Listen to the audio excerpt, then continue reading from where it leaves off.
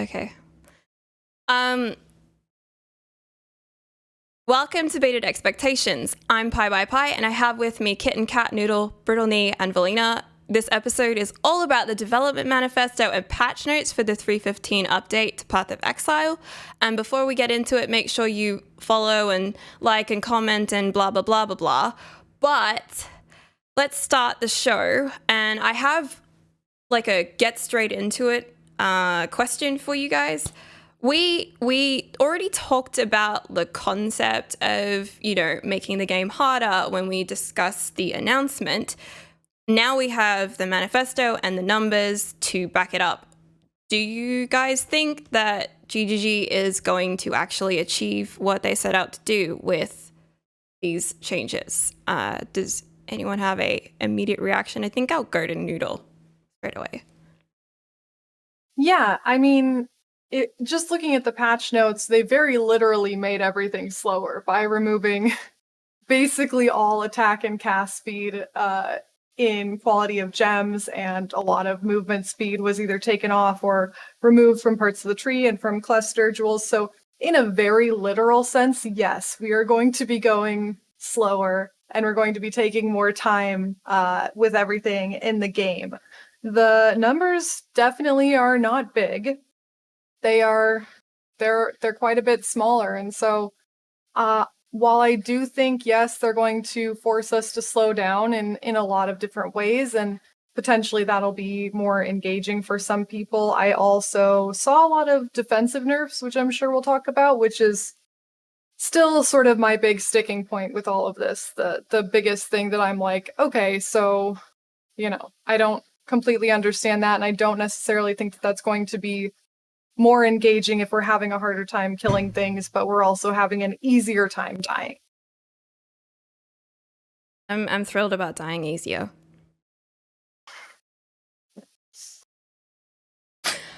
Oh yeah. Vel, you gotta.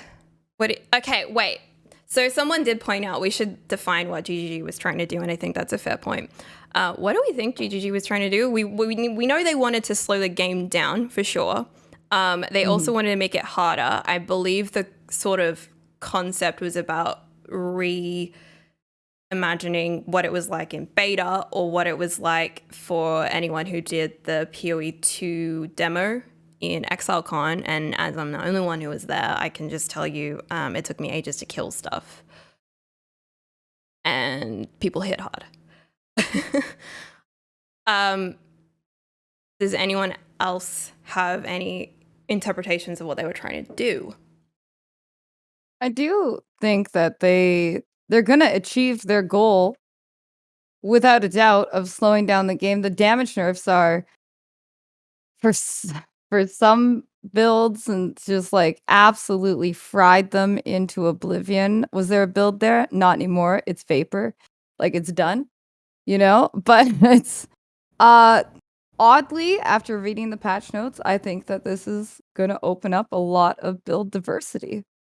Like there's a lot there. It's like they ripped off 2 band-aids at the same time and it left us bleeding and on the floor.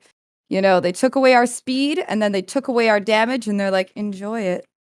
And we're like, I don't enjoy that. You can take away the damage, but give me my speed for just one more. I just need one more league of speed, okay? Before you get rid of that too. Like, it would be nice if they gave it to like even it out. Like, I understand why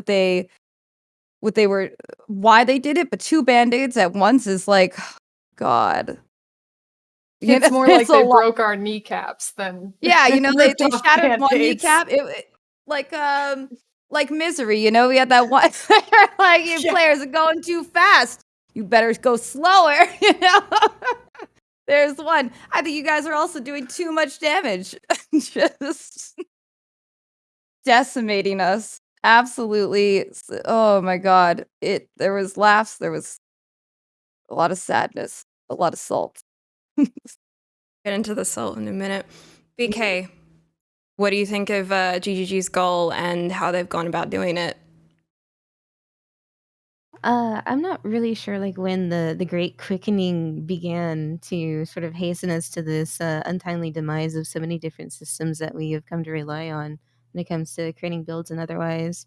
But having been someone who started playing in 3.0 and sort of seen just nothing but this really, I mean, when I first got started, I thought the game had pretty interesting pacing already, but surely now, 14 leagues later, it is completely different and almost unrecognizable in some ways from the Path of Exile that I was playing in 3.0.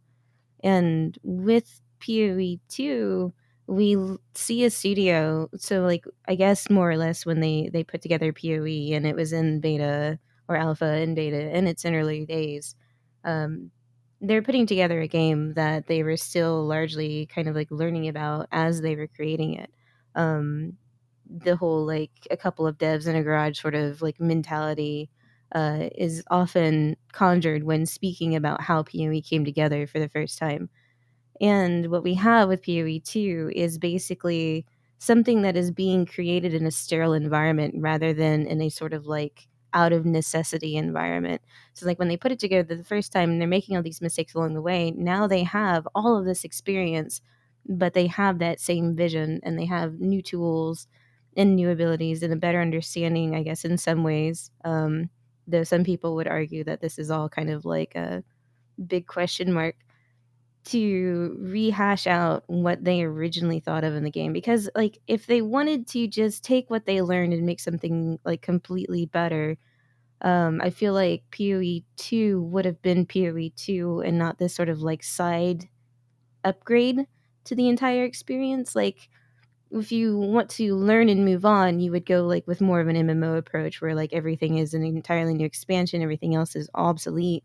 But this idea that this is like a rehashing and reinterpretation of some of these original concepts that they came together makes sense in the way that they are applying these changes across the board.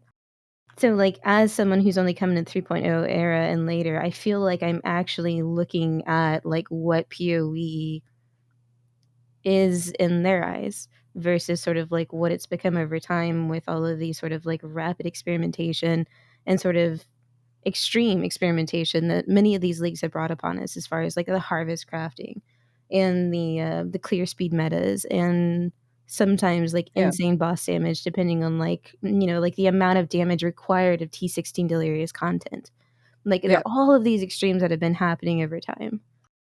And so This is like it's just really neat to kind of, in some ways, and it's really scary too, just to kind of re-experience sort of like what they wanted out of the game.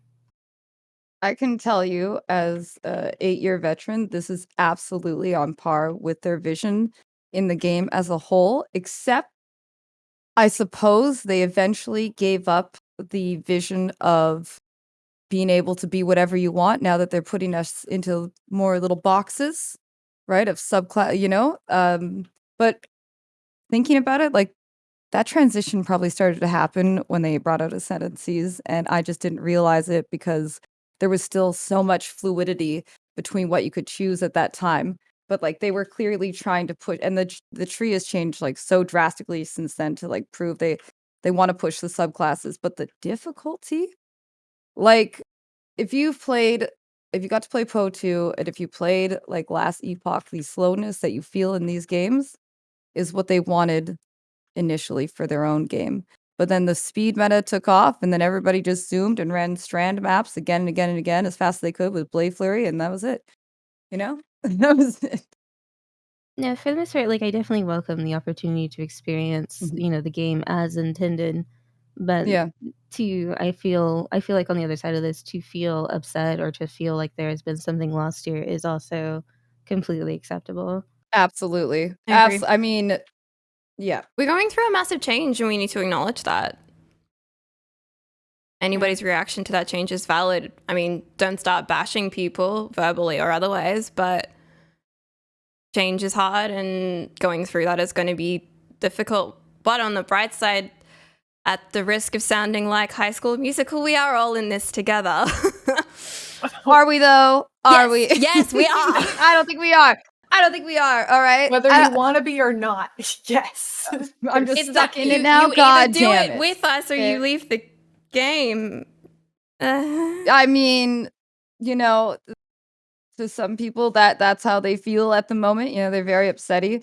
To me, Yeah, no, you I'm can come back. actually I'm in a mix of severe depression and elation. So I'm bipolar at the moment, as you can tell. Like I feel both ways, right? So I don't know what to do or feel. Will I cry? Will I laugh? I don't know. I don't know.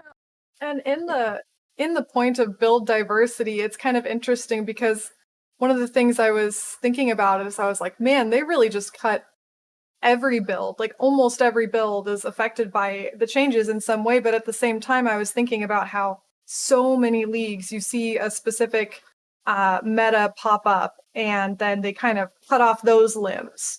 But then it just grows back new ones and they're even more powerful than before. And Hydra. like, every time they've tried to be more specific in needling the exact points at which this is where power creep is coming in. It just feels like it's some kind of Hydra situation where it keeps getting worse. And so logically, I think that this is a good approach, but it still does feel like I've been hit in both kneecaps. So just you saying that it's like cutting off limbs and then growing in new, stronger ones. I imagine like a finger grew and an arm grew over here, and It's then a that hand, portal. maybe. It's the blight portal. No, not the blight portal. What's the oh, the one with the hands, the breach portal. Yes. From Yeah, the breach supporter portal. packs. It's with the breach spiky portal. hands. Hands on each finger. That thing's weird. Oh God! You have hands on each finger. You know, you need more Live hands for reacts your to fingers. It was cute. Strong. We're You're trying to prevent hand fingers, and I get it because we don't want more hand fingers. We need no more Right. abominations. I think we all feel this on a very emotional and spiritual level. That no more hand fingers. No. No, Say no. I'm sorry. saying no I'm sorry for to putting that energy out abominations there. today. All right. Oh god. Okay, I'm gonna say that I think Bay class structure was a good one, and I don't actually want to get into the skills specifically first. I think it would be better to talk more about like conceptual changes. So perhaps the Flask change would be a good place to start, I think. I know that Noodle has a lot of notes on my topic list, so I'm gonna hand it to her. Yeah. Oh my goodness. Well, for one, obviously, I won't talk into specifics right now just because otherwise it's going to be a total rant, although who knows, I can't necessarily stop myself.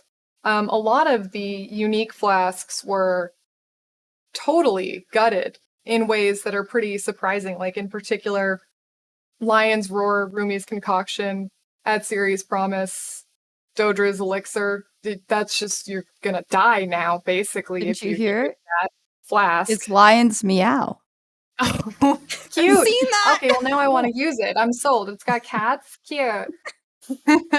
But even more, I was looking at in particular a lot of the utility flasks, and I know that they said that they were going to gut them, but oh my sweet Jesus, every bit of defense from utility flasks is completely screwed. And I mean, that's obviously over dramatic, but I feel like I was reading the patch notes just being like, why are you doing this to defense?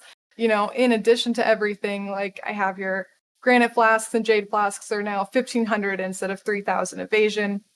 Stibnite flask only has 20% versus 100% Plus evasion the rating. half to evasion on all characters. Yeah, lower base evasion ratings for basically everything, including like your starting and the way that it's scaling. So I guess I was sort of surprised. I wasn't at all surprised by changes to things like Bottled Faith and Vessel of Vinctar, right? Where there's more damage buffs that you're getting, and that's primarily why you're using it.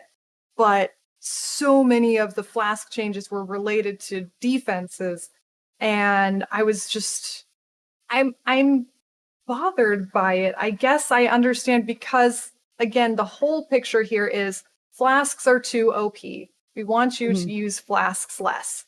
But the problem, again, for me, is that there's no other place where defense is being buffed. There's no other really good ways to get a lot of those defenses, especially with your now needing to use them in a reactionary manner, like having to actually, use a flask where you're getting immunity for 1 second to X ailment, only if you're already affected by that ailment, which requires so much more processing power mentally. You have to say, oh yes, I am affected. How likely am I to be affected again in the future? And am I just wasting a flask charge using this? I do get it, but I was shocked that so many of the changes seemed like defensive nerfs. Or you can use the trigger on conditional and never have to touch that flask again. And just be sad that you don't have damage until you get that condition. But then you need 2 if you're going to be using that flask when you're bossing. It I just think makes me you can conjure use the it mental image of somebody anyway. running up to mobs, being like, "Ignite me!" To then unlock certain levels of power, just running from pack to pack, like, "Light me on fire! Do it! Do it! Do it!" The new meta is What if just you being ignite affected by all yourself, ailments though? at all times. Do a self-ignite or a self-shock so that you could, because there are a few instances where you could do that in order to, I guess, unleash your flask. But I do agree that the defensive, I knew the damage was coming. We saw. I knew the speed was coming because they told us. But the defenses, dude, they didn't They did not they warn us didn't about them. explain. They I was didn't. not prepared. They were like, utility flasks are not going to be as good. And I was like, oh, okay, yeah, you're probably going to change some of the prefixes and stuff. But we already know about the immunity. I get it. But then I didn't get it. No. Yeah. Yeah. No, it's not even just that. Now I know that certain things, they, for example, they changed characters' base evasion. Why? You already don't invest. If you don't invest a lot of invasion, it doesn't really matter. But why just get rid of 53 and put it to 50? It doesn't make any sense. And you don't get evasion based on levels anymore. What? The amount of evasion that you need to be is better than none. Yeah, no. I agree, Pi. Okay, for those listening and not seeing me gesture wildly, it is that you need more evasion to actually have evasion evade things. You need an amount of evasion to evade things, but it was always a decent layer. I have armor, I've got some evasion, I've got my utility flask, I've got my endurance charges, I've got my fortify, all these things that you layer up, and they literally took away our layering. They're just fuck your layers. Oh my god, how many times have I had every streamer that I know talk about layered defenses, and now it's you can have one, maybe, and you have to invest into it. It's more like small layers, really light layers that you're kind of putting on, but you're still kind of wearing see-through clothes at this point instead of actual layers. Evasion, I don't know. I didn't see a lot of builds that just do pure evasion before this. So it in particular to me is kind of no. You're not even going you see max block, you see max dodge kind of stuff or full crazy leech stuff, but it's not as popular anymore. It was always kind of you're putting on this extra sweater of defense, and now it's just sort of a sad poncho of defense. All right, let's reel it back because we were talking about flasks specifically. Yeah, that's true. And I think, Vel, did you finish actually talking about flasks? No, because I didn't mention how I don't actually mind the Cinder Solid change at all. Some people are actually mad about it, but I think it's fine. You used to get all 3 before, now you only get 1, whatever. Who cares? Yeah. All right, you were already spoiled with your 3. Now you get the 1. Pick which one you like the most and run with it. And it's still, it's onslaught. You get more charges. It ain't that bad. Roomies. Now, I'm just gonna say, if you were using roomies as a constant way to keep up some block, well, you weren't using roomies correctly. I'm just gonna tell you, okay? You just weren't, because you obviously didn't have enough block to you can't just rely on a flask for all your block.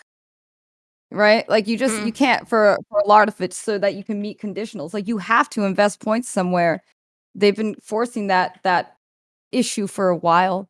So I'm not too mad about the roomies change either, because I'm like, I have roomies in like 5 of my builds, and I'm just like, all right, yoink them out, because I have enough block regardless to handle the loss. It just kind of sucks. It would be nice to have that extra bit, I would really like it. Yeah. And now I have 5 legacy roomies that used to do like 30% block, and now I have 5 not as legacy but legacy roomies that will go in the pile. That's the way.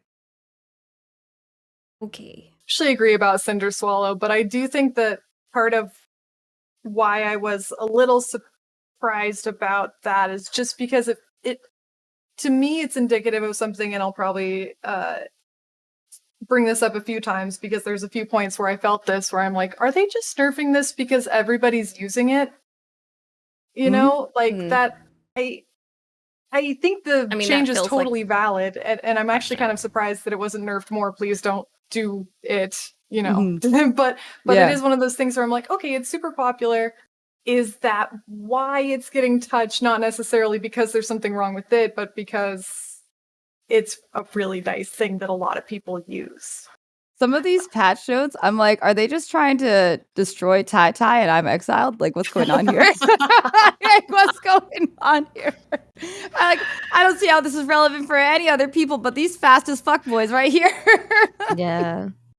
A lot of it seemed very vindictive and spiteful towards racers. It really did. It really did. I was just flabbergasted. I doubt that was really I don't think there was actually any sort of malicious intent there, but like racing in general is basically all about exploiting the fastest systems Yeah. and the most amount of damage that you can early on, and so naturally it comes under fire when they're trying to slow things down and reduce damage.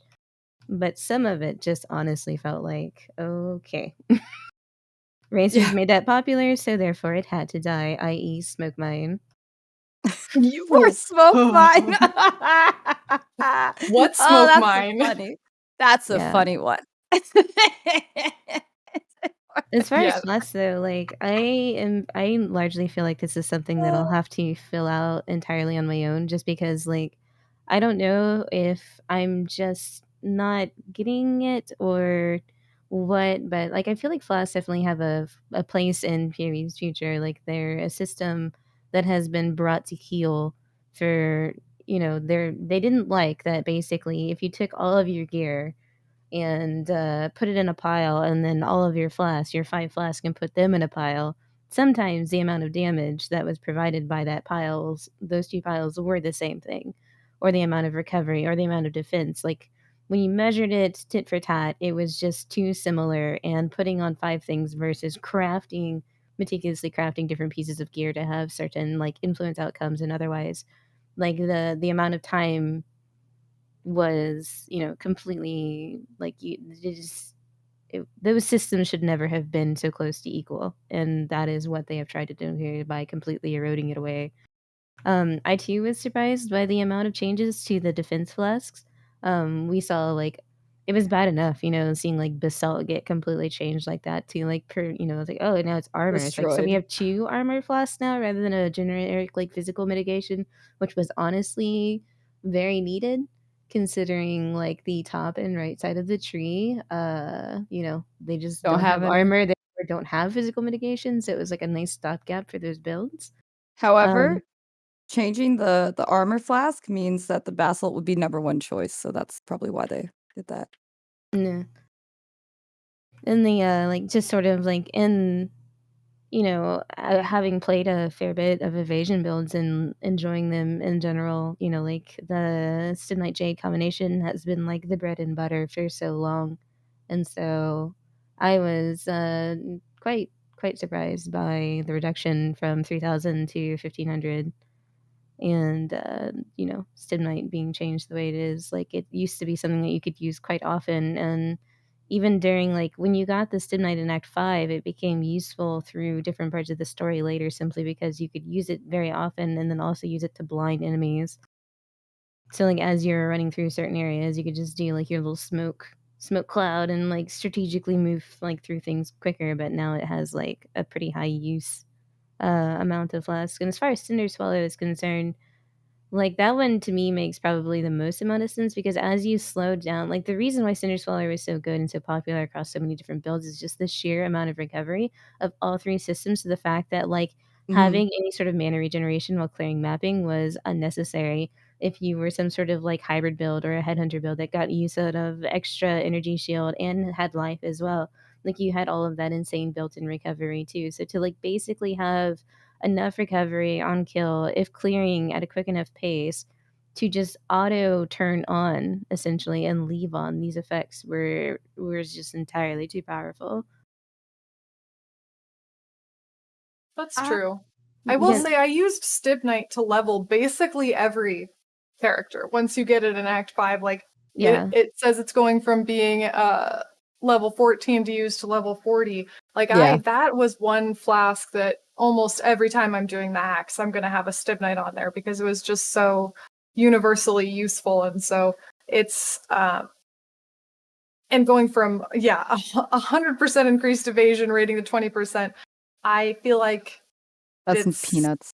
they're looking at it in terms of evasion builds, but it is just going to suck for leveling and for new players, because that was something that was majorly useful and really simple to understand what you're doing. You're blinding enemies around you. You have increased evasion because things are blind, whereas now that sort of, maybe it was a bit of a crutch, but I don't think it was overly powerful on its own.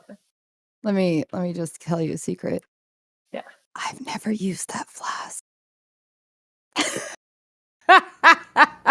Why? What? Why? Because I got better options. I don't need it. Oh, Belle's too good for Stibnites. Okay. I'm too good for Stibnites unless it's Witchfire Brew. Actually, I never play really builds that use Witchfire Brew.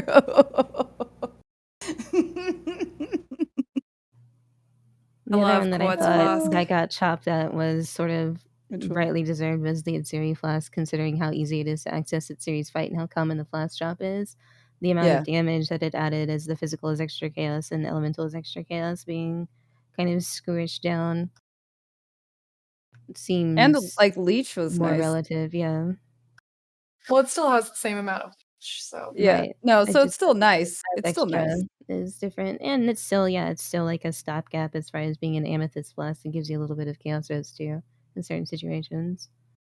It's really, really, really hard to get elemental leech because they just don't want elemental people leeching for some reason. They just are like, fuck you, only physical can leech.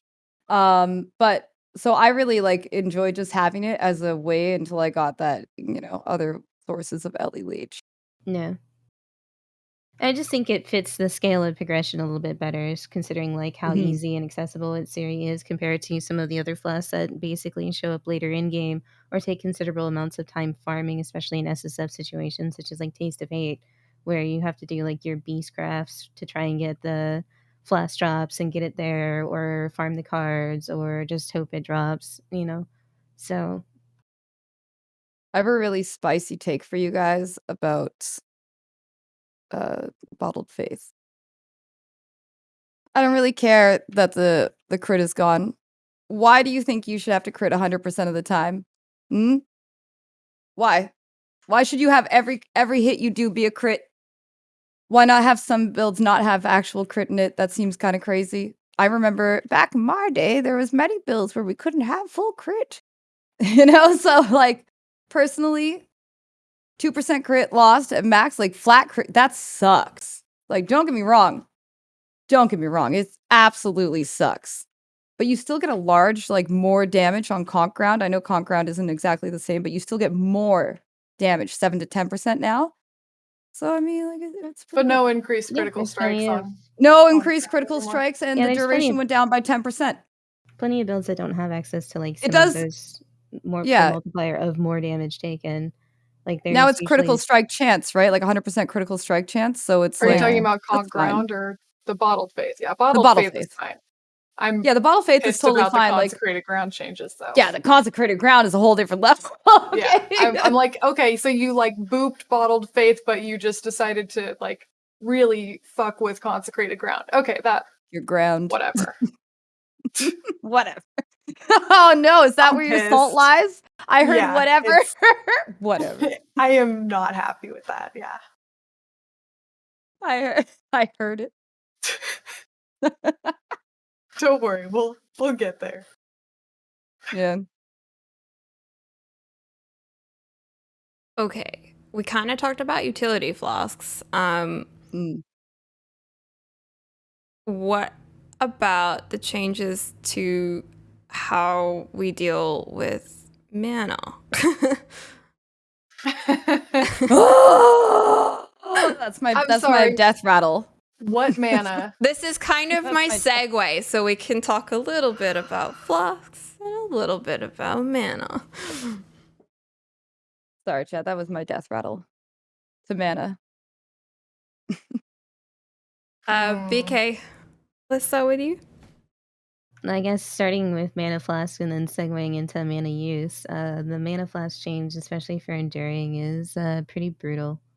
Like the duration being restored but losing that amount of recovery is pretty awful. Because not only was it was not just the flask itself got changed, but all of the associated notables were greatly changed as well. And the one build that I used that had a lot of that sort of stuff built into it is because I was the Darkness Farmer. So it's going to be really interesting to see where she is after the patch notes, like as far as how much mana recovery we're going to be able to actually get and how many stacks of darkness we'll be able to sustain through all of our combined efforts. Now, across the board, mana becoming something that you have to solve in these ways is, I don't know, maybe this is my first time to be outright negative, but mana isn't fun. No. Like, having this resource like this isn't fun. A lot of the other action RPGs have, like, different resources for different class types and different ways to spend those resources and different ways to recover those resources as, like, part of your skill rotation or otherwise. And to basically make mana this much of a problem or require, like, I understand them putting all these extra steps in place to make mana one of the 15 other things that you have to solve about your build in order to get it to a state where it feels good. But resource starvation is like one of the worst feelings in the game. And like, are you going to have to like not use certain auras because you need like a certain amount of base pool to then cast and Absolutely. then have to recover it? Like, reserving all of your mana down to like 50 unreserved mana because can't do that. leech can sustain it fast enough when your mana cost itself is higher. Either you're going to have to spec into mana reserve reduction so that you actually have room in your unreserved mana pool to cast these abilities now with a higher mana cost across the board. Or, like you're going to have to really, really invest in ways of sustaining it over a longer period of time, which means also kind of messing up your reserves too, like clarity being used in more builds just for extra sustain. The situation where instead of just having 0.4% mana leech on some jewel somewhere, or clicking that one node between life and mana leech down in the duelist area isn't going to be enough anymore. Like, you'd actually have to get certain, like, as some of the mana leech wheels and otherwise have like actual affect the rate of which you leech mana. But then again, that is almost like some of it is physical, some of it is global. And then, of course, casters have no access to this whatsoever, and they're limiting our tools to be able to accommodate it. I think they've completely disabled the Elrion card.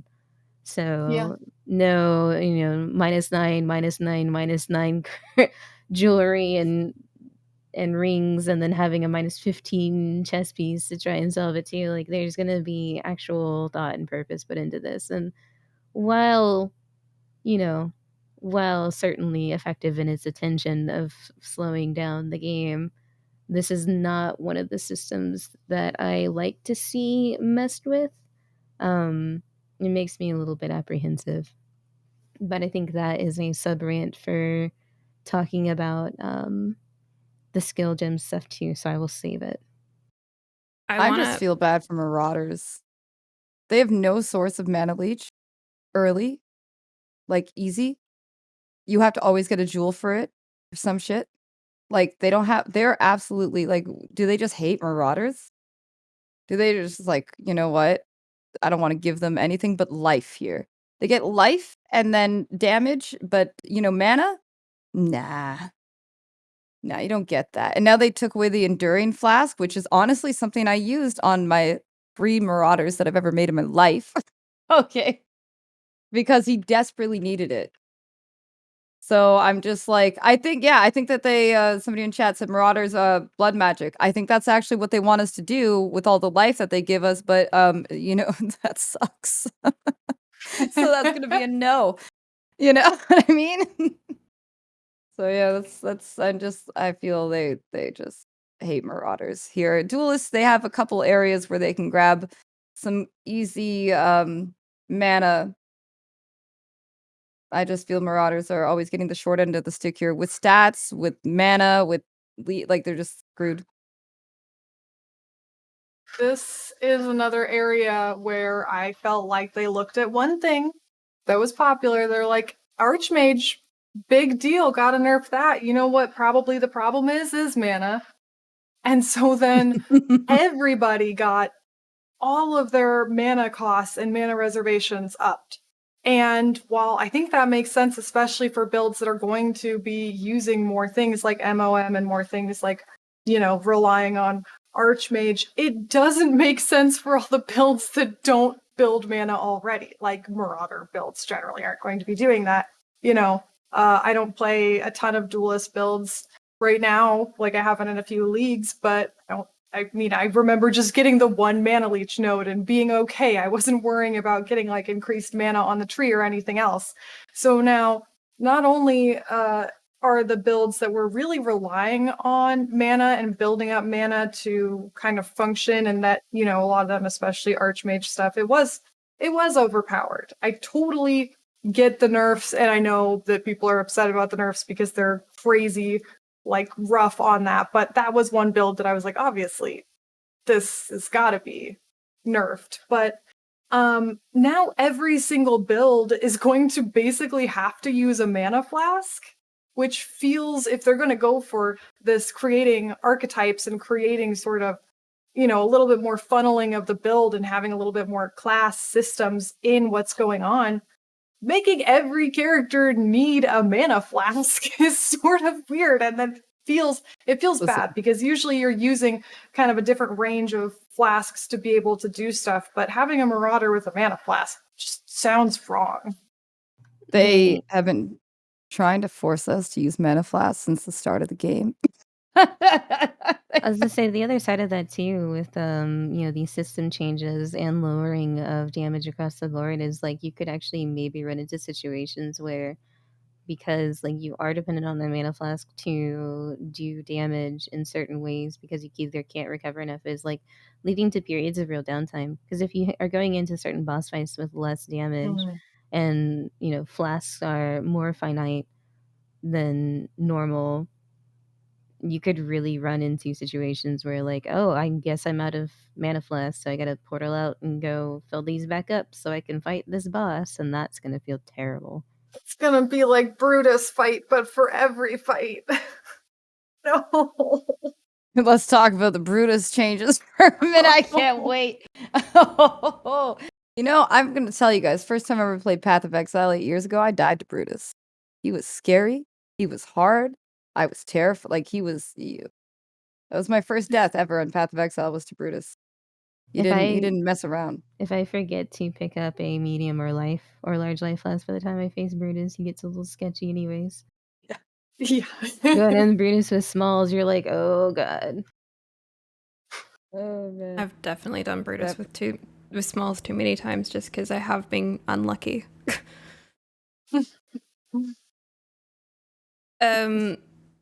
I want to point out something about mana for Chris's benefit, as though he may be listening. Chris is a fan of Magic the Gathering, and maybe many of you listening are also fans of Magic the Gathering. And arguably one of the biggest flaws in Magic the Gathering's design is the way that mana is handled, because you have to individually dedicate cards to it. separate from the rest of your deck. And by that same token, it makes the game really clunky. And why would that be any different for Path of Exile, even though they are completely different games? Basically, okay, somebody's gonna ask me why that's a flaw in Magic the Gathering, and I really don't want to go into it, but basically you lose your turn because you have to dedicate that turn to placing a land card instead of being able to engage with the game, which increases your mana pool. Anyways, I will leave that to the side and just say that mana isn't fun. I agree that mana is not fun. Spending more time on mana is not going to be like more enjoyable, and I don't think it's going to be part of the thing that slows us down or makes the game more like impactful, except in the case of maybe if you went into a mind over matter build, because then it's going to kill you in the same way that life tap will probably kill you if you tried to use that now. Yeah, it will. It will. I will say this, though. There's a large, I mean, everything got an increase in its mana multiplier pretty much. So mana is going to be very important. If you're not missing one aura from your build, probably will, though. Like, you probably will. 1, 2 auras, you're probably going to be losing those if you're, like, using any more than 5. Or, like, 5 or more. Yeah, that's better. You're gonna have to lose one of them, I feel. I think, Pi, you bring up an interesting idea there, though, because I feel like, is mana flavor for certain types of builds, like something that you're going to have more or less of, or is it like this clunky side thing that you're always going to have to be investing in at the cost of investing in other things? And I feel like it's pushing more towards at the cost of building more flavor for your own character. It's like, oh, I have this thing that is completely mandatory now to invest in. Well, I mean, in regards to that, I would want to take that one step further and go back to the previous, like the original question that we started the show with, which is like all the changes to support gems were like stated in the manifesto to be, you know, we want you to see like more interesting build interactions. We said this in our other like previous episode. It doesn't have to be about a big number. It needs to be about an interesting interaction. We will get into whether they were successful as to whether they actually did that. But the point being, if your decisions about how flasks work, how different items work, how defenses in general work, how ailment and mitigation works, are all going to require additional investment, whether it's in the tree or in your gear, there's a finite amount of investment available to an individual character. So there's a point where, like, we've already lost our damage on the skill gems in the ways that we can put the skill gems together. But then we also can't invest in the damage the same way that we would on the passive skill tree. And we also have to spend all this time thinking about how we can build in our defenses and mitigations on our gear on the tree. And it's like, I mean, I can't calculate this. I'm not good at maths, but I recognize the problem conceptually, or like the quandary that we now have to solve is a much greater cost, but it's also more important because it's our survivability now. And I can't remember what the starting point was of that. I feel like more or less like when they redid the whole mana system before, when Warlord's Mark got pulled off of spells and Flask sort of entered more of the equation. I felt like that was an adequate solution to this sort of universal, I wouldn't say problem, but certainly making mana feel different for every single build type. So like maybe, you know, like attack based builds had access to mana leech, but then they had to solve something like accuracy, which spells don't have. Spells therefore have to have mana solutions built into it because that is their cost of using a spell versus going for attack, where you have an easier choice of like, or easier access to recovering that, you know, that not currency. What am I trying to speak of? Like, basically, I thought it was balanced at that point in time. So these changes that we're seeing now are certainly making me a little bit more apprehensive. I think that it probably in like when we actually get our hands on the game and play it on Friday, I have a feeling that I'm certainly anticipating it feeling much worse than it'll actually be. Um, because it's really hard to look at all these numbers and all these values and some of them being changed rather intensely, and then trying to understand, like, because for me, I'm not much of a math and numbers person, even though it is a big part of PoE, but a lot of how much I will choose to solve something isn't based on a bottom line number that I'm trying to solve for. It's basically solving for a feeling, for when something feels better to use, or when something feels consistent. Like if my damage becomes inconsistent because I'm trying to actually front load my crit rather than be reliant on a flask, and the flask creates inconsistencies, or if I'm trying to, solve mana with a flask version, etc. Now, as far as the Archmage mana flask stuff in general, I mean, I feel like it was kind of our fault. We're the ones that ran around with like, lol, I can do feared with 60% quantity and run RF despite taking all of this splash damage from the arena.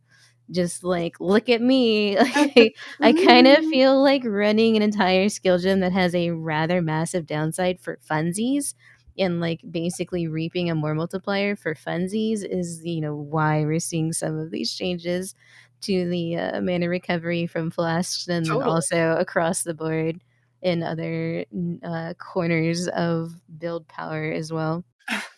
I feel like they aimed the mana changes at Archmage, and then it was actually a shotgun, and it mostly hit melee. So accidental nerfs to melee once again. Okay, someone in chat finished my point from my earlier spiel, so I want to go to what they said and then sort of say what I was saying off what I said in that. Basically, he said, forcing mana onto every character and taking away investment opportunities into other aspects of characters does the opposite of making more interesting build opportunities. And I wanted to like build on that and basically say that we are like all our characters have to deal with the same problems, and there's going to be only so many ways that we can deal with those problems with the tools that Path of Exile make available to us, which means that we'll have less variety in how to deal with that, because there's less specialization that's available to us. I know that what Vel was saying earlier before around ascendancies and different class specializations is all well and good, but we were talking also about layered defenses and having to be able to invest in multiple layers of defense. And like certain builds would go like more heavily into armor, or certain builds would go more heavily into dodge or block or whatever, and that would make that specialization. But really now we just need to sort of all kind of go into as many of them as possible, like in little bits, to try and get as much of a shield as possible. Good luck as a shadow trying to go and get some armor and go get some block, and like, you're just fucked. Like absolutely screwed. Now I just got to use ward and evasion. Like, no, don't even get me started on ward. Please tell me. Please get started on ward. Wait, okay, are we ready to talk about ward? Yeah, we depends on the topic we're talking about defenses. We're talking about ward has a new flask. It's relevant. Let's go. So my problem is just like ward is a very interesting mechanic with an opportunity cost that's tuned too damn high at the moment. I like the idea of having like basically a bossing related defensive layer that's sort of like at our disposal now. Because if you think of ward in a normal situation, let's say for example clearing a map or doing something like ultimatum or something like simulacrums, the amount of damage that you're taking is very consistent with these like.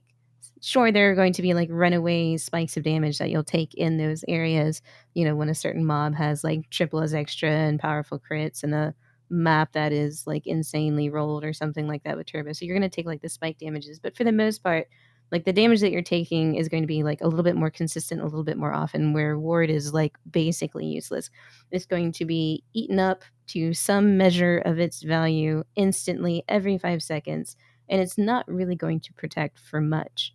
In a bossing situation, though, where there's not a lot of ads and not a lot of damage that's coming in, it has the potential to effectively function like a little baby sealskin that you do not have to either pay, like do the cast of damage taken for, or preemptively use when you're in trouble. So it's just this little extra that'll kind of like slice off of the top every 5 seconds. So that part of it, I think, by design, is really, really neat. except for the fact that we're looking at builds that utilize ward the most effectively are going to be builds that have some inherent form of avoidance built into it, i.e. block and dodge builds. Now, both of these builds are very, very reliant on their secondary stat that sort of goes with them, or there's a secondary defensive layer that goes with them. So for dodge, it of course is evasion.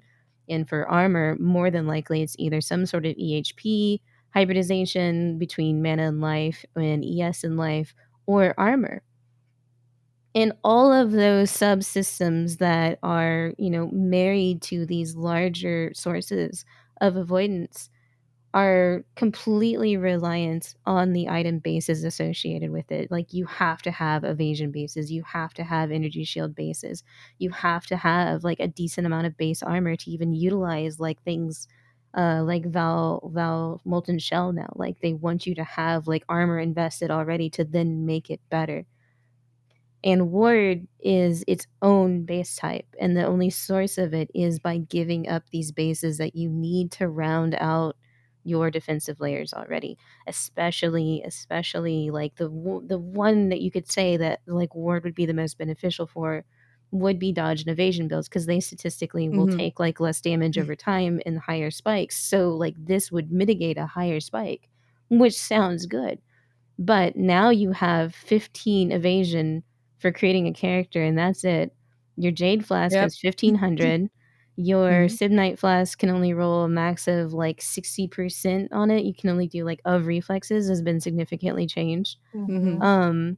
So like, where are you going to get that base evasion if you want to take advantage of this to a point where you're not completely gimping the effect? Because like going for ward means that you will have less evasion, and by having less evasion means you're going to get hit more often, which means that the whole point of building it into your build is kind of completely lost. Like, it creates these fallacies that happen where it's just like you want to use it in particular instances, by doing so completely negates the fact of wanting to use it in the first place. Like, I would rather just ignore it entirely and focus on having my evasion, or focus on having my armor, or focus on having ES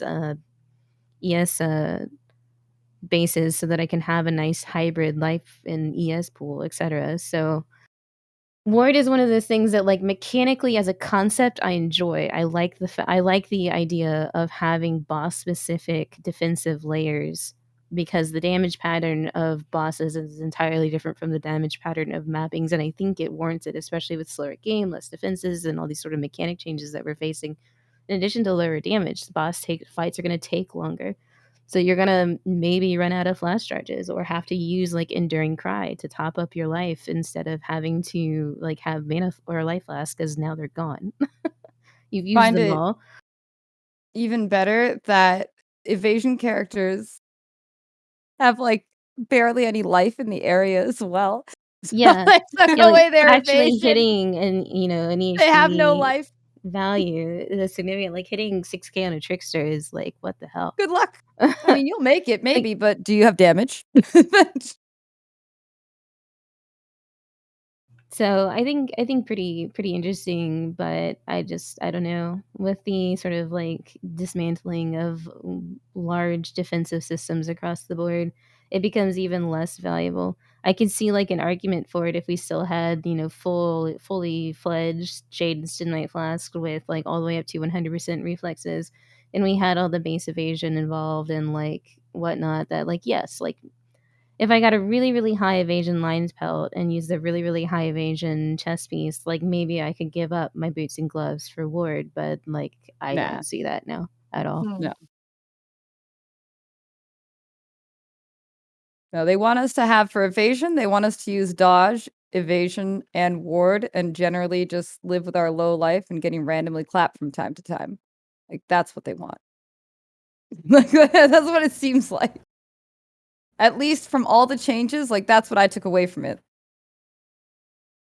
Because I see a lot of, like, I'm gonna change this defense, I'm gonna change this defense, and I think about the witch, the raider, the raiders, the ranger, and the shadow, who just have, you know what? They just, where's their life? Oh no, they actually want you to be like some sort of mom or ES or some sort of abomination mix of, oh, but now you're gonna just take, and now I have to be an even further abomination? Like, yikes.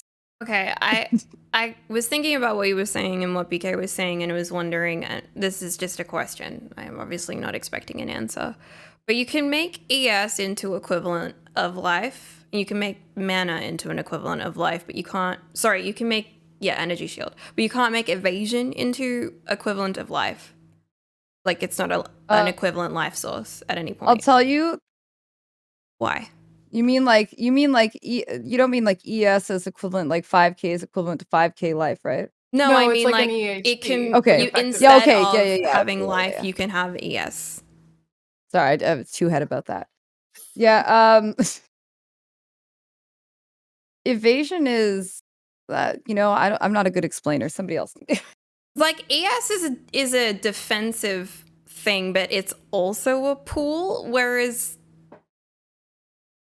other types of defenses are not pools. I mean, armor is not a pool. Yeah, I see what you mean. But it's like, no, it's on the same par as like armor, not as on the same par as ES. ES, mana, and life are all together in the same like top tier, and then the under tier is the evade. Actually, the under tier would probably be dodge and block, and spell block, and then under that is probably your armor, your evasion, now your stupid ass ward, and all that shit. Righto. I think I fundamentally misunderstood it. So yes, okay. I love this person in chat who said ES isn't a defense; it's just blue life. It is blue life. Actually, it's even more annoying because the stun threshold is based on your life, not your ES. So you have to it's just so stupid. If you go full CI, you got to make sure you find ways to stop stun, or you're just gonna be in trouble. Yeah, because they decided stun is only based on life. I mean, not only, but it's based on life, which is just. ES has been in the game for so long. Why haven't they just made it an equal?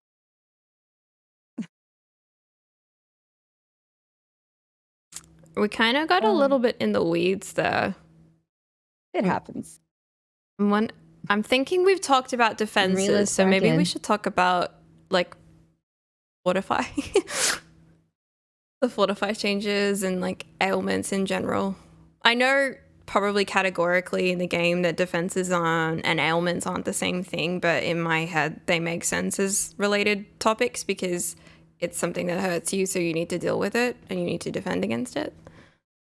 So let's talk about ailments and fortify and other changes now. Fort effect is very powerful, too powerful in fact. I'm not overly mad about that nerf, and there's very few it just sucks for hardcore people. I feel the people in softcore stacking fort effect, like, what are you doing, mate? Are you just getting deeper in delve, or like what's going on there? Like, it's good, it's nice, it's like pretty cozy for sure. You can just tank bosses for endlessly, but also it's like it was insanely strong to stack so much fort effect.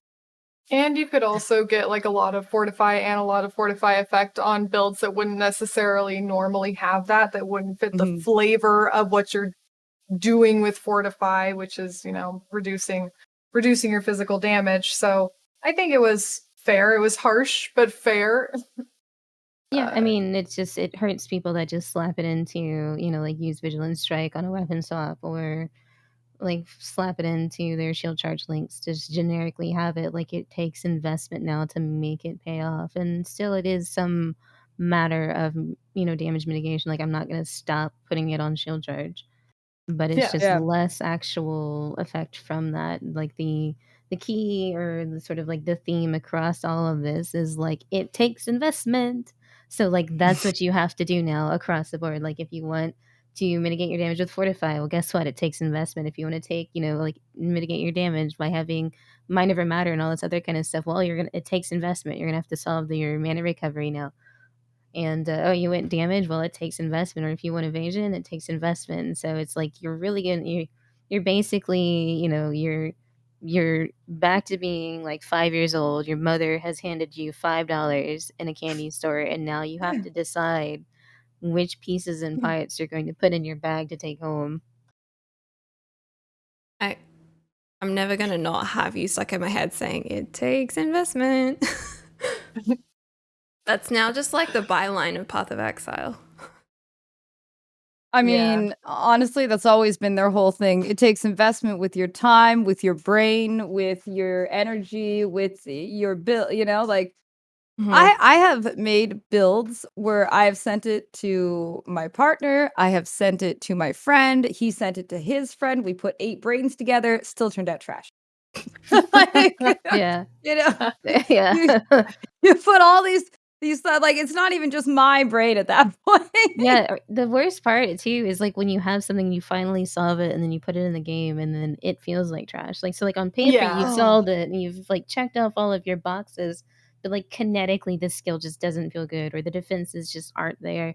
Like, I guess the biggest example of that for me was playing an Elementalist, everyone like ranting about how good all the golems were, and this, and that, but she still had like no actual avoidance. So like I still blew up every single porcupine pack, and that's frustrating to me.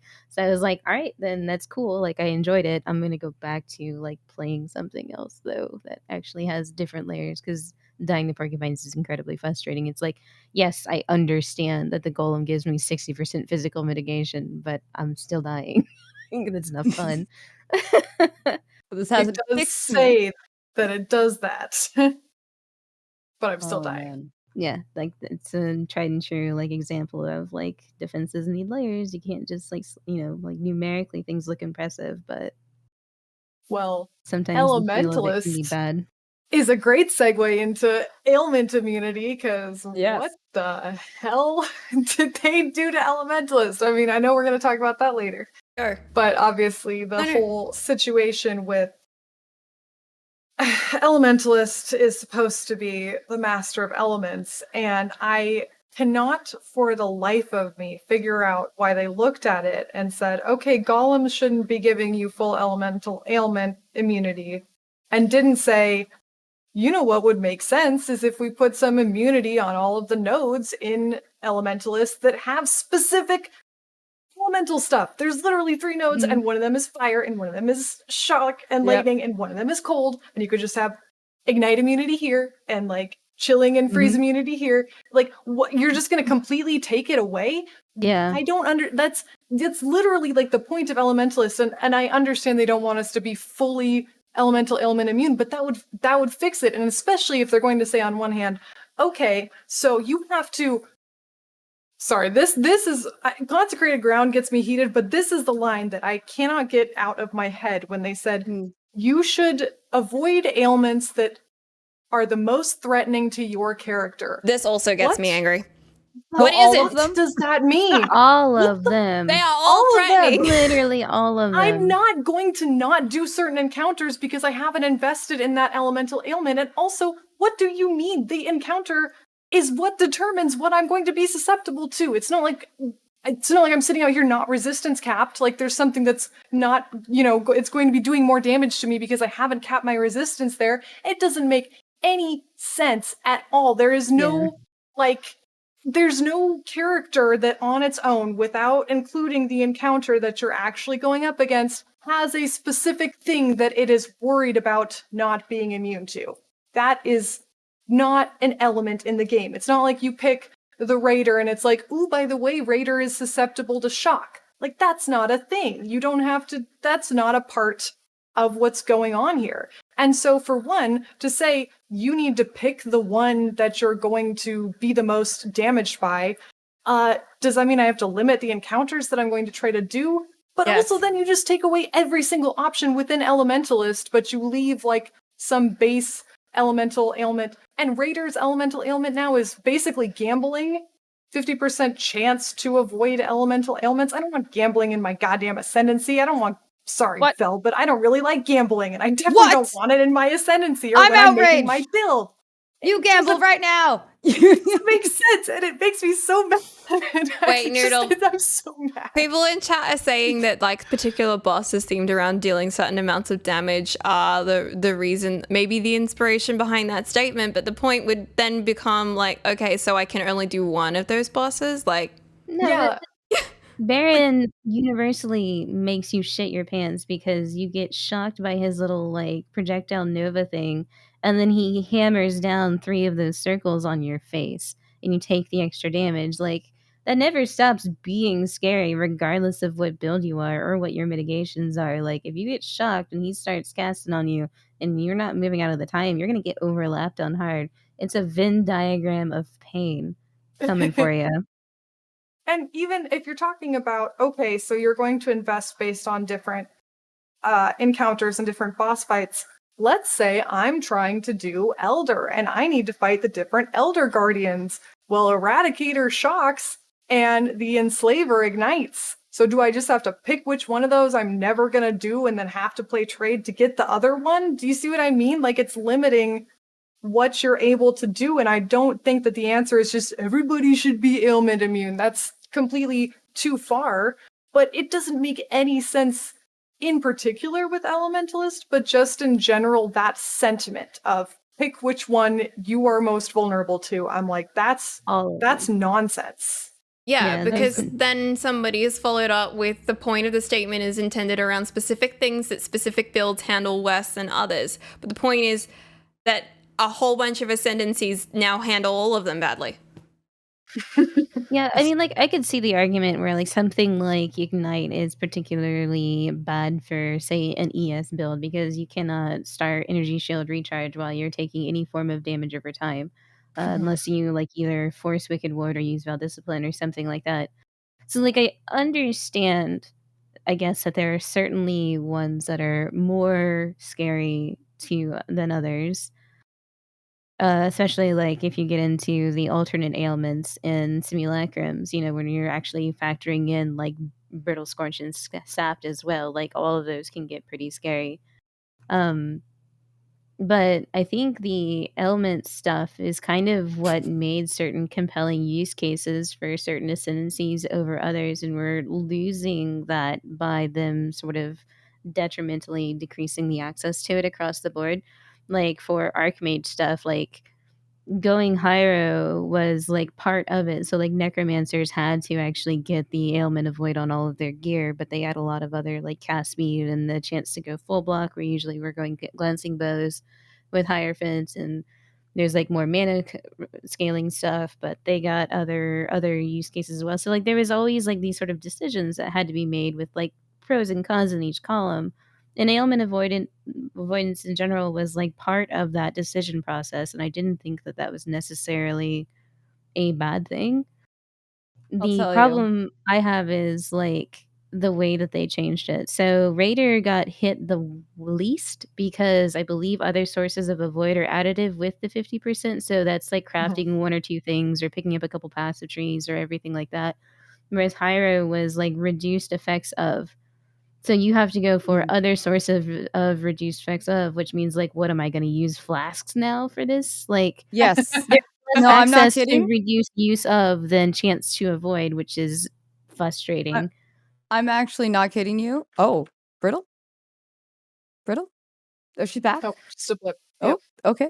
Yeah, I think Discord just crashed on me. Sorry about Oh, that. sucks. That's okay. No, you actually hit the nail on the head. I truly believe, like, that they want us to swap flasks because we used to have to do that back in the day for bosses to make sure that we were okay. Do you remember We when used to we have were to do swapping that. pantheons? Yeah. What? I don't even use those. What Not do you mean, you, Kai? but maybe someone else. Yeah. I've done it before. Yeah. I remember when it was, like, mandatory when you went into Yeah. your Elder, for example, to take Ugul just for the 5% Yep. chance or reduce in cold damage, just because, like, at that time that encounter was so, like, just insane. Like, that's just what you did. Yeah. I'm not kidding when I say they made it actually 1 second more for our topaz, sapphire and the ruby because they want us to use ailment flask to help us. Like, Yeah.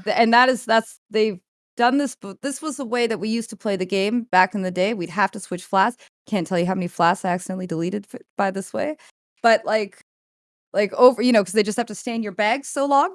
But that, like, it was mainly on, like, end game bosses, like Aziri or whatever, that you'd have to switch over. But now it's just like, no, we want you to do it on all of them. It's all of them. Yeah, no, I think you have a very good point because the only flasks that I could think of off the top of my head, and I'm sure there's a few more, but it's ruby, topaz, and sapphire. The And elemental yeah. shit.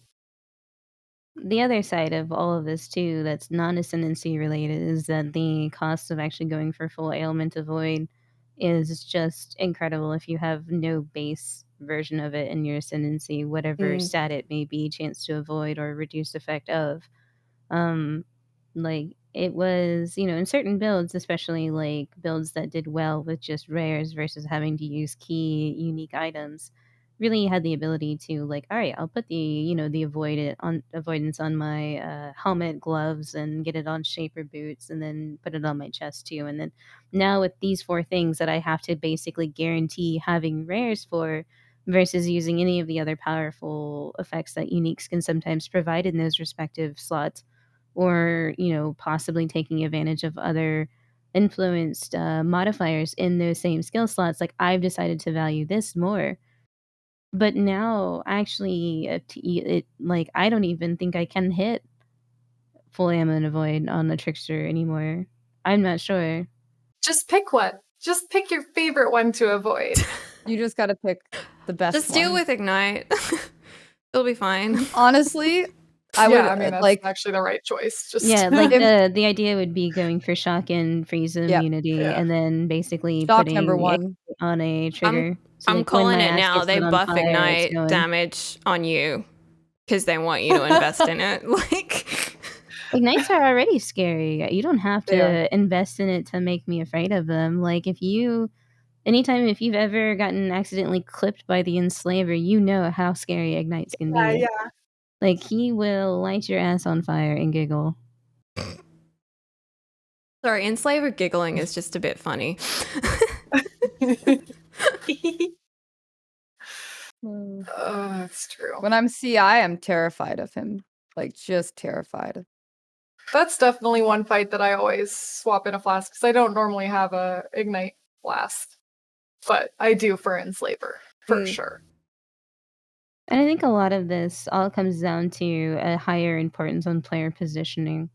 I think is what a lot of this like kind of boils down to, from how you engage packs to spend your resources, to how you use your flasks, to how like you try to avoid a lot of this damage, because like that basically used defensive layers as a way of combating. Like, well, if we had enough defensive layers, it didn't matter if we went steamrolling through a map at Mach 5 because and took all of the sort of incidental damage that comes with going that fast through maps. Like we just had the ability to negate it, and I think a lot more of this will be putting the onus on the player to positionally be in a opportune area to reduce that sort of damage, and some of these other effects are sort of like just a little bit of extra on the side. I think if they are thinking that positional is what they want from us, then let me have some visual goddamn clarity. Yeah, you all beat me right? to it. Absolutely. I'm so fucking sick of not being able to see the damn. I saw what they did. I saw what they did with that. Here's Elemental what it ailment looks thingy. like with The widget. with the ailment on you, the little ailments on you, which is tiny. And I noticed there was 0 mobs around the area. Yes. And they were paused in time. And I'm like, that's some fucking bullshit. Because right there there could be a ritual. There's always a fucking blue pack. You can have double boss. Like, don't fucking act like I'm gonna be able to see Chuck some totems anything. in there. Or it's just some covered in a totems in massive there. fart because it's a delirium map. Yeah, or you just exactly. Like you literally you're gonna God you're gonna forbid take you away my have movement. minions. Yeah, Like- take away my damage. Just take away roll my up with my your movement. buddies. You take away my defense, and now you're gonna be like, you should have visual clarity and just avoid ailments that you don't want to deal with. It's like, But they don't want you to give it dodge to either. me. Like, they don't want you to avoid getting Right. hit. No, Yeah. because they took away your movement. Yes. They took away your movement, so you can't get out easily, especially if you're a melee. They're just like, you know what, melee? Fuck you. You're gonna take those hits, okay? Like that's The what leap they're slam doing. is Like, faster, so clearly you're not trying hard enough, right? yeah, yeah, I Rude. should just Yes. leap out of there, man. Just gotta Just get out of there. leap. Yeah. Leap, man. Just Just jump. fucking bunny to hop over the top compensate- of him. The airtime you get in really slow leap slam should count as like a dodge because you're just like above it. Mhm. While I you're mean, yeah, how literally are they even floating hitting me? I'm there. all the way up there. That's They're what It's I'm smacking like your in feet as you go around. like If basketball or I'm using netball, where you pass the ball, but it's like a really long pass because you need to get it to the one person who's not covered by someone. So you have to do a lob, which goes way up in the air. You're using Oh my sports pie. I'm Pie, we don't know sorry. My sports ball mom's got here. really Do into sports netball lately. ball. I was like, what is that even? A lob? Yeah, it's like this instead of that. Yeah, I think I got the idea, the like arch throw instead of the straight throw. Right? Yes. That seems right. Like a Yes. rainbow.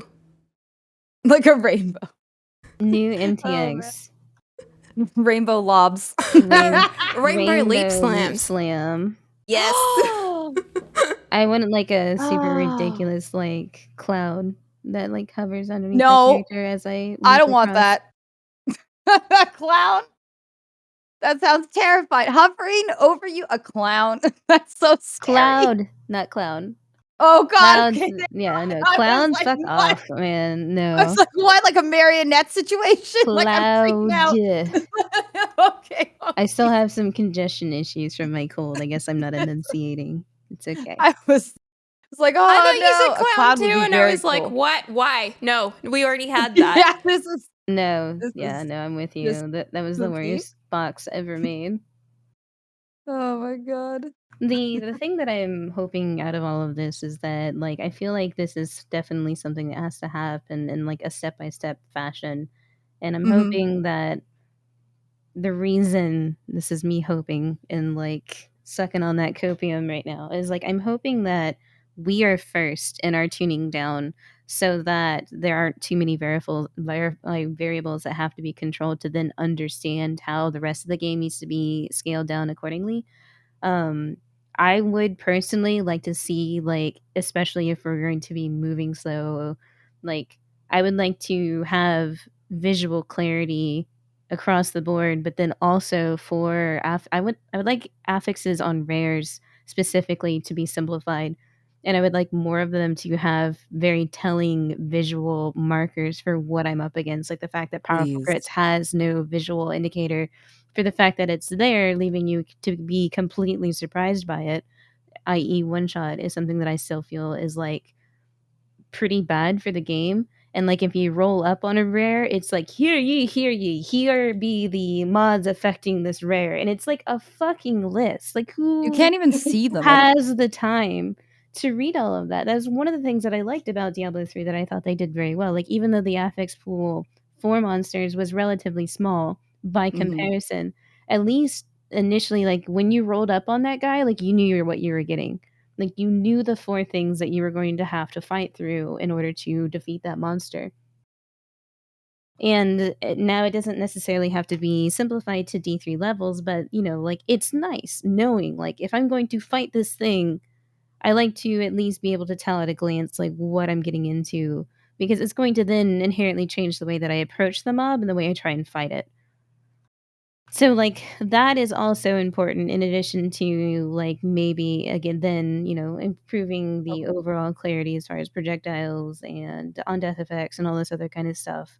And then hopefully simplifying monster damage calculations as well so that there's less of these like spike fringe cases that annihilate you and sort of like more consistent damage over time that is being taken. Like I'm fine with taking more damage, but I'd rather take more consistent damage than no damage and then spikes all the time. Mhm. Yeah. This like every time it just chaps my ass to see lightning mirages kill me because they are actually unnoticeable unless I move every second. And as a caster, I simply can't move. You have to every stand still to second. cast. And I need also like we have to self cast everything 2 now. well, not necessarily because I'll just say it right now. My Hammercock character is fine. I already fixed him. He's He's a good. Mjolnir, right? Yeah, he's a Mjolnir. He's a Mjolnir, but he had only like 50 reservation of life, and or not life mana, but I fixed him. So he's fine. It's good. Yeah, it's good. But yeah, like overall, it's just Yeah, I'm just hoping that this is us going first so that they can get a good feel on where our relative power and weaknesses are, or like what is actually dangerous to us now to then approach the situation on the other side, hopefully later.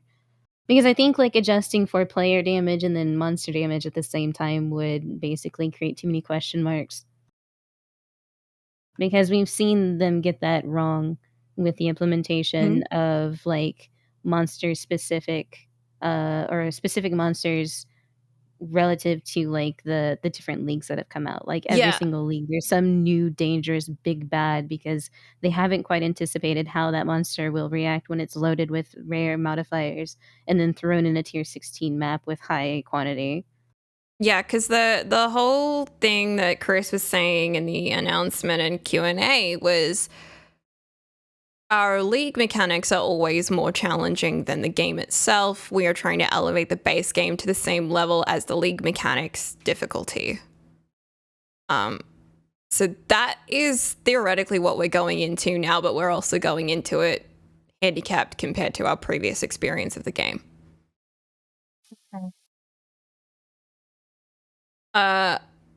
Topic-wise, moving along, I think there's probably one more concept to cover before we really dive into skills and builds. And that was going to be crafting changes, I think. Why do they hate deterministic Pepe, crafting? I don't losers, understand. Aisling users. That's who you are.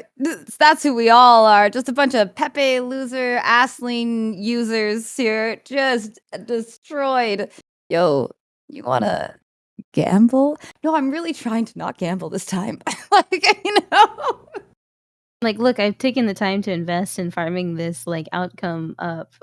Yeah, Like, yeah, please, a considerable please. amount of my time. And I'm money. also, like, I've had to like there's no more like just like one-off remove stuff, right? So like Mhm. I had to get it in a weird place to begin with and then probably throw some sort of like modifier at it. I don't know. I never did any of the Isling stuff last league specifically, but like I don't it just to me it seemed like a fair decent amount of effort for the relative power that you were getting because the outcome was completely not completely randomized. You could definitely shoehorn it to get it closer to something that you would want. Yeah. Depending on You like if could you had the open prefix or suffix or whatever it was that you were looking for. It's more like, do you have the money to get what you want? Because you could have absolutely got it if you had the Yeah. money. It's all about locking it. All you have to do is lock your prefixes or your suffixes and then go and craft and then just remove the craft because that's how they had it, right? Just remove the craft and then do it again until you get what you wanted. Now it costs a big amount of money because locking those is what, like 2x per thing? Mm. So, you have to pay the Do we 2x toll. do we know if the remove ad follows metamods? Did they said that yet? I Like, 'cause can't it will remove imagine before adding, so, like, if you lock something, then it just removes, like, the meta tag corresponding to as it and then adds it, so it's, like, I'm pretty just extra sure expensive. if you locked your prefixes or suffixes, it would only take from your pool of prefixes or suffixes, but still, like, you could lose what, Tailwind? That you'd like to keep on there, right? For what? Now you can't even double dip your attributes? Like, again, my poor Marauder is just being destroyed here. Like, I can't even have attributes and then attributes? Like, come on. What Yeah, happened to people my that boy? basically relied on their Adrenaline Flask, Tailwind Boots, and Onslaught on Kill, Mhm. Abyss Jewel are in for a real rude awakening with how Oh fast my god. and not by fast, I mean not fast, they're gonna be moving through maps now. It It is definitely just hit it definitely hit the lower end too, because like, the speed demons are still big going to time. invest in, like, every single bit of movement speed and maximize that, and people are just gonna put a lot more, like, onus on actually going Queen of the Forest and other sort of things now. But, like, your It's just average mapper that achieved that relative speed to feel like they were moving through maps efficiently just have, like, 0 tools now. I mean, it's for the average player, a lot of these nerfs are just cruel because the average player may never get to red maps.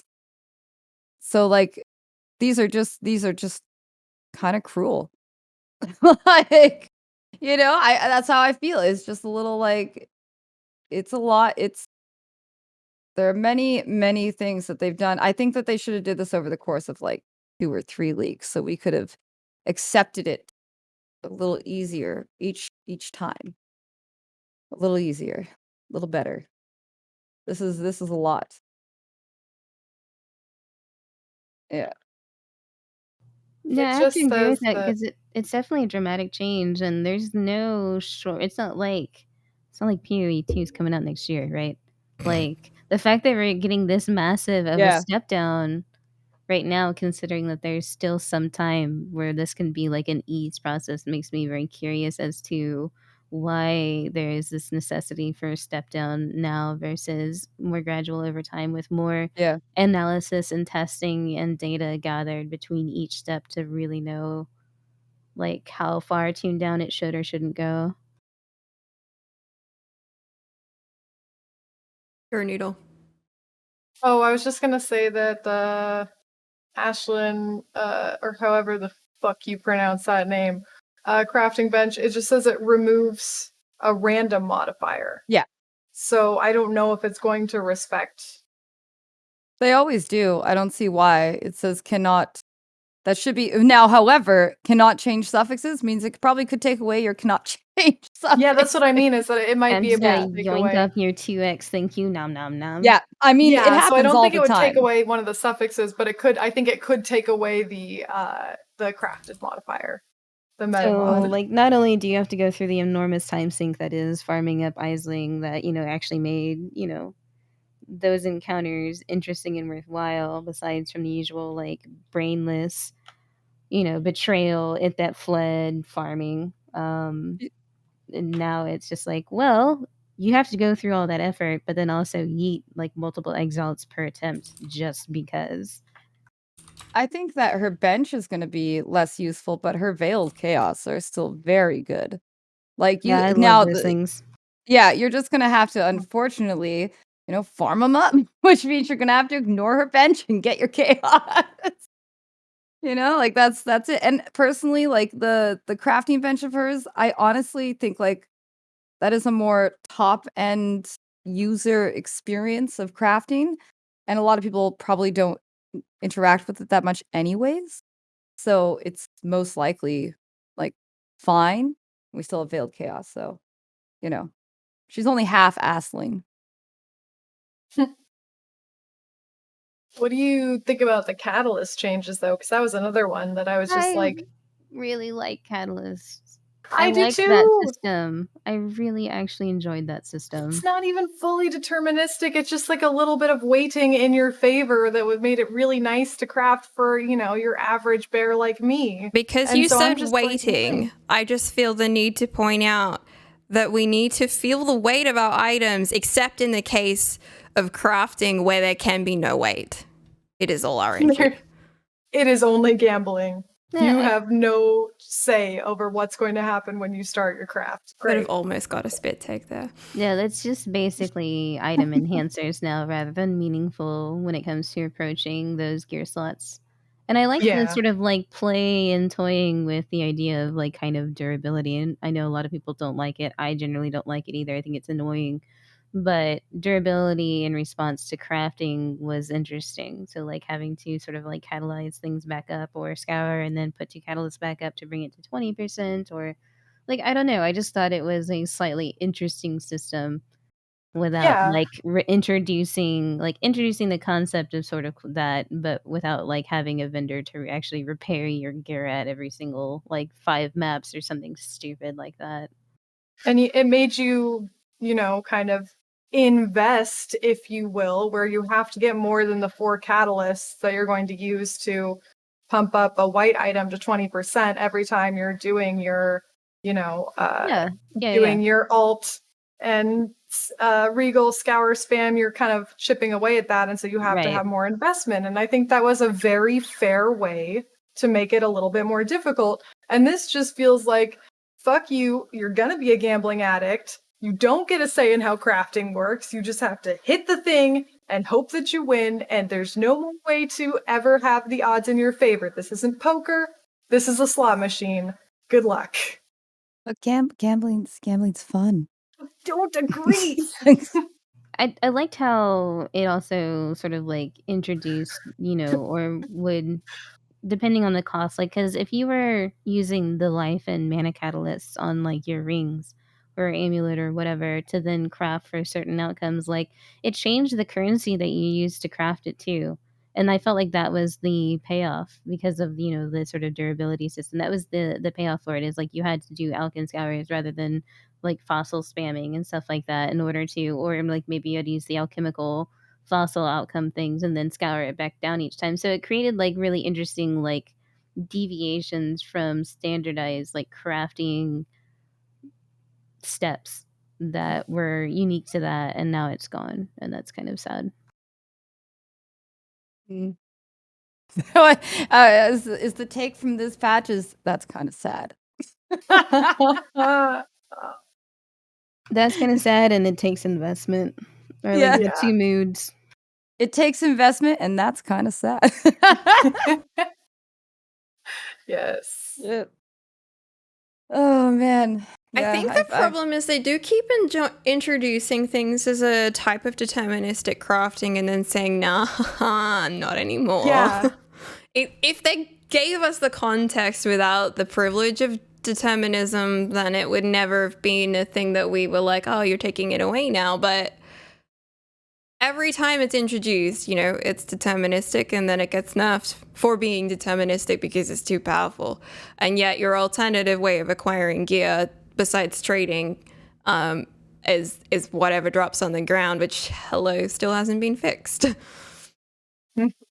Yeah, like if you're going to do all this, then where's my smart loot? So that I don't have to deal with all my garbage stuff while I'm already dealing with my garbage life in the game. No, Vel, you pick up the garbage, you exchange the garbage for tiny little bits of currency, and then you use those as little quarters in your slot machine, okay? That's the only way. So much effort. I think that PoE needs to come with a lever. I would take a lever. Like if they just gave me, and you get your it's not an MTX, it's a actual physical thing you could pay, and every time you do like an exalt roll, you just lever it. Yeah. With like blinking animations and like flashing lights, and then you're like, wait a second, is that part of the slot machine or am I being attacked? I can't tell. Redo how the mods are laid out on the like advanced mod description so that it does go like through the different options. I love and hate the advanced mod description because it absolutely I just want to read this one thing, and it's like, let me give you all this text and now make it huge and hard to read. Well, I'm like looking at the frustrating part is when it reorders stuff. Like, so when you list an item, it's in a certain order, and then you hit advanced mod description, and it's like change places, and like all the mods like scramble around, and you're like, wait, where was it again? And then you have to like try and find it again and to read the playing like that match game. You're like, okay, wait, where did this one go? It's behind this one. Okay. But enough about the UI. Yes. I mean, technically UI, there could be so many changes. Like just having maybe the baubles be more to the middle of your screen so you can actually look at your health and mana without going cross-eyed with like split-eyed. That'd be great. You can't have your eyes going in this direction and this direction and also that direction at the same they also time? want you to look up here. So split-eyed, but also a little bit up here. Yes. Clearly the solution here is to dabble in genetic manipulation and embrace chameleon life.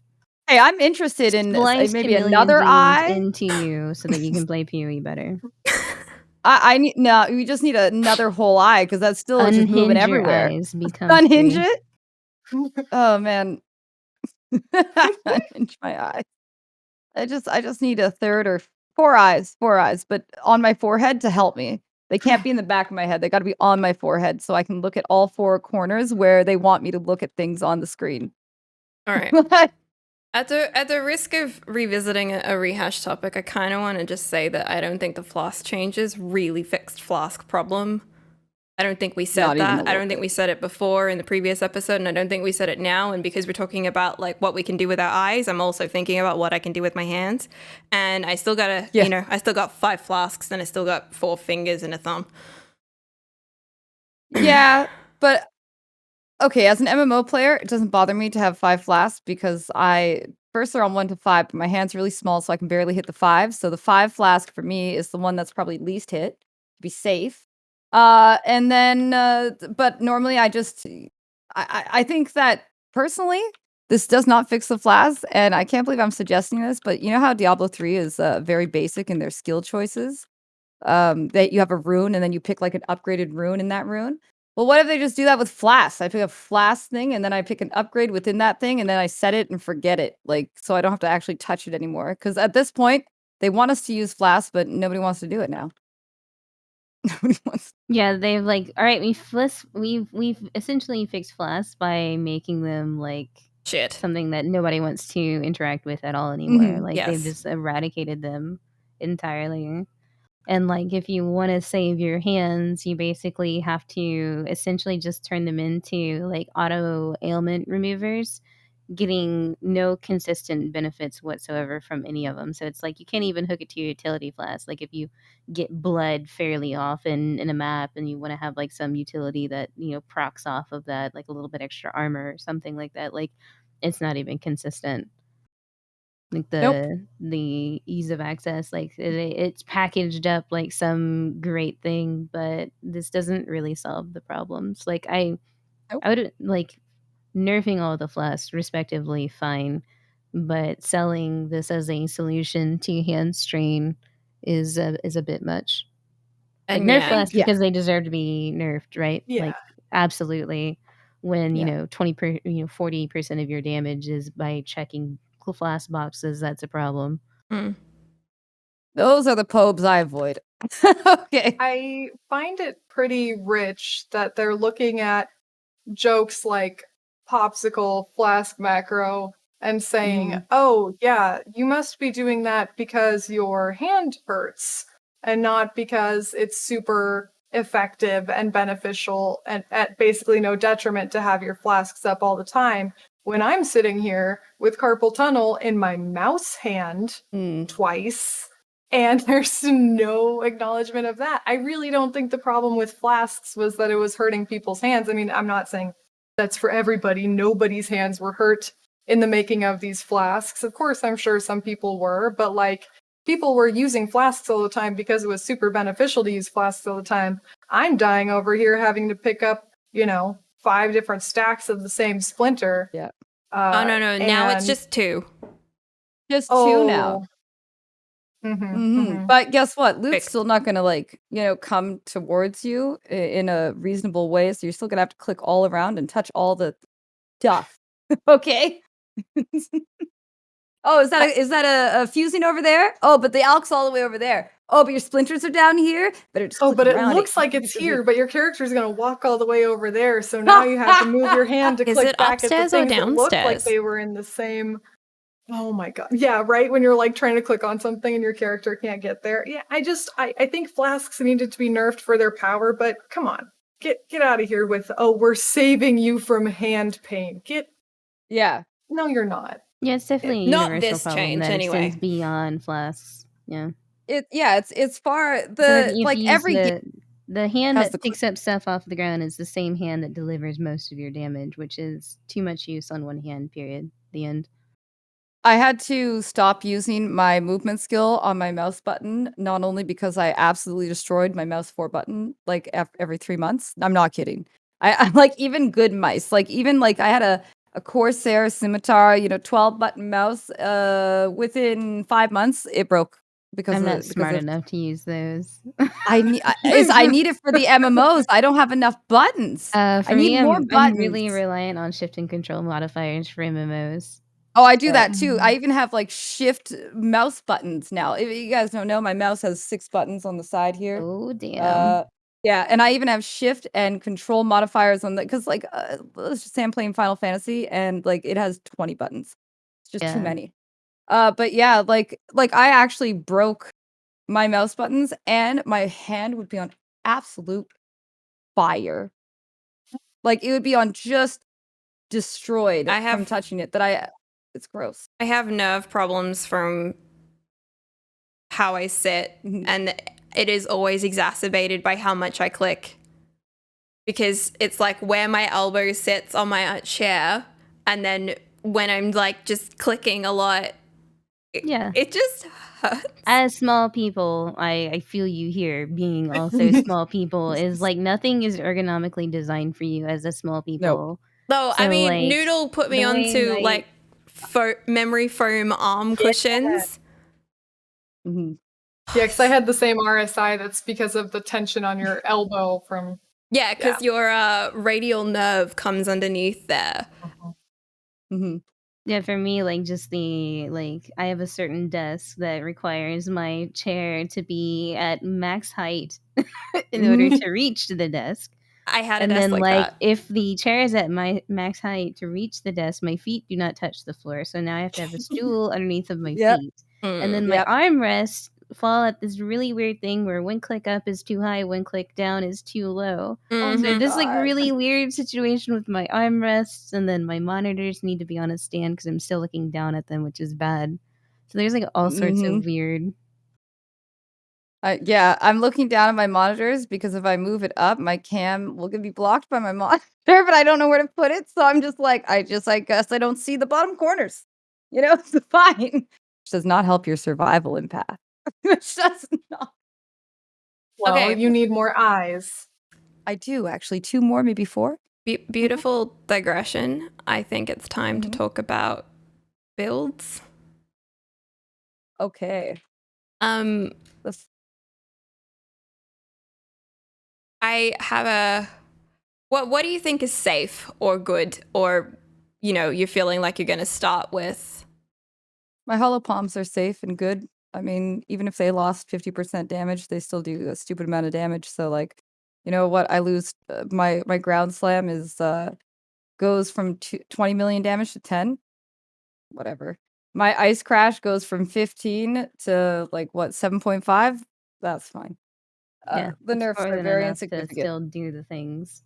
I mean, if hardcore boys can kill Maven with like 1 million DPS, we should be able. Actually, do they have 1 million now? I don't know.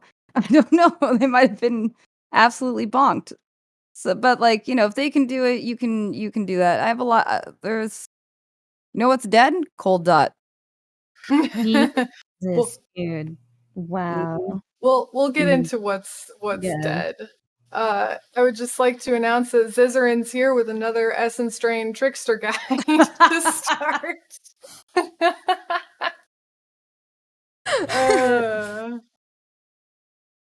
Traps, totems, they're good. Traps, yeah. I'm actually thinking about Consecrated Path actually got buffed.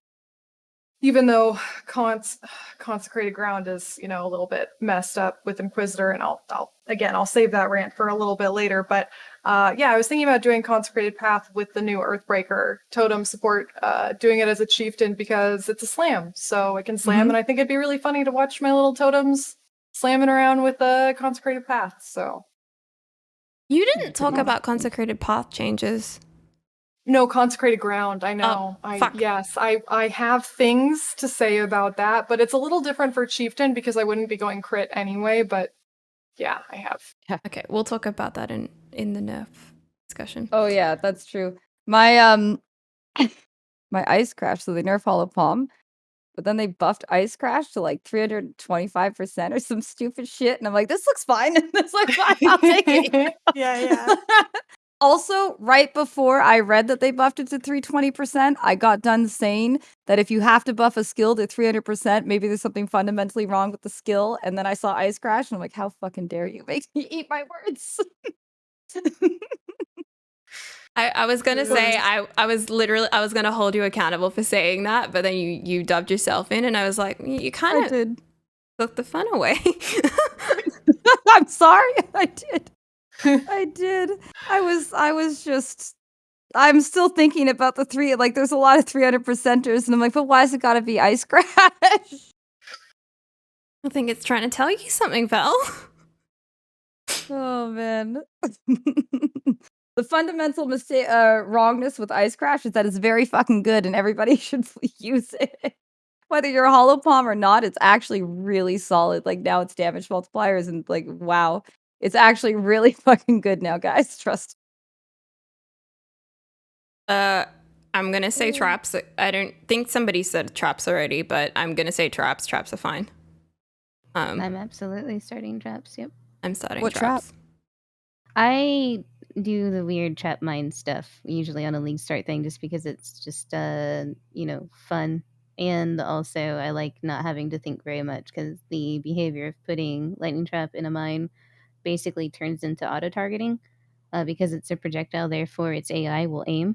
So you throw a mine in front of you, the mine throws the trap directly at the enemy's feet for you. So you can just like kind of go a straight line through enemies and then clear everything around you as you're moving. So I really like it for leveling.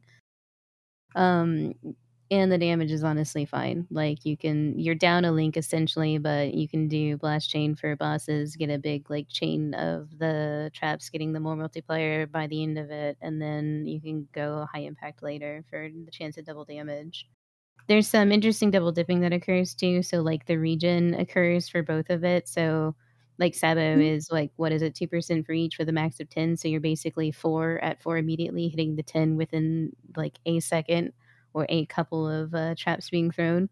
The other interesting double dipping is with Swift Assembly support. Because the double dip. So you have a chance to throw multiple mines that have a chance to throw multiple traps. So you do not need as much like mine reservation wiggle room to then like actually hit trap cap. So it's really interesting and a lot of fun. And I've kind of like memed around, and when Forever Exiled and a couple of other private leagues have cropped up, I've just played it like as like a well, I'm not really fully invested in this. I'm just mostly dicking around, so I'll play this because it's fun and it's actually like fun and legitimate. It's like a meme that is actually functional. So I definitely think that you can do other traps in it. So you can do like explosive trap mines, and you can do like or ice trap mines, but you lose the inherent projectile aiming behaviors, so it's not as accurate on the clear. I'm just gonna do normal lightning traps. I know how to play. I think I'm gonna do like the lightning trap mines, and then when I can craft a fairly decent weapon, depending on the damage numbers on blade traps, I would probably do like lightning trap mines, get into like a pretty good place where I feel solid about like the build, and get some defenses in there, and figure out like the single target situations, and then just like plant him as my bosser, and then start leveling a second build. Because like I don't know, I feel it, and then if that doesn't work and the blade trap damage ends up being really bad, like ice trap is an excellent bosser. So I just like transition from lightning to ice, and then go level something else for some of my like clear related needs or otherwise. I hate leveling something else for like I can accept slow clear, but I hate slow bossing. Like too slow. I just hate it. It's always disappointing when like I'm hoping that not gonna start with a new skill because that's very scary. I'm gonna start with my Stormbrand, my low life Stormbrand Guardian, because like he's fine, dude. He is good. He can take all the hits. He's got a lot of damage. He's fine. Um it's just safe. Like it's cozy, it's safe. New traps are scary. New traps are too they got hella buff, but they're scary. They're bad. What if the whirly bladey one that looks really cool is terrible? Yeah, that's like I'm really interested in it because I like the concept of having like the ability to use other types of scalers beyond just like clicking trap and mine damage nodes. Like if it Mhm. uses your main hand weapon and the like weapon damage wheels scare like will then help scale it, then it makes for some really interesting trees, like where all the trap and mine damage stuff is to the north, but some of like the utility, like the frenzy charge stuff, is between Sabo and or sorry, Trickster and Raider. But if it's like more weapon dependent stuff or is scaled by weapon things, then like you could have a tree that's mostly on the bottom side of, you could have a Sabo tree that heads south predominantly rather than like north or all the way even over to like the Inquisitor area. Like if it's the elemental traps, like usually you start there and then branch over through Witch to the other side for all of the different elemental modifiers. It'd be interesting to see a trap build that actually goes down through Raider into like parts of Duelist to utilize those possible modifiers too. Like I like the idea of a shakeup, especially in how you scale something. So I watch it with great interest. It should be, yeah, this should be we shall. Okay. How do you guys feel about poison? Cool. Any poisoners in chat? Yeah, I was really worried when they started talking about assassin and the changes to assassin and the changes to poison. I was like, don't fucking kill Scourgero again. For the love of God. Like you've already done it once. I love Scourgero. I loved it when it was cold available. Like cold Scourgero is like my favorite bit of PoE that'll never exist again.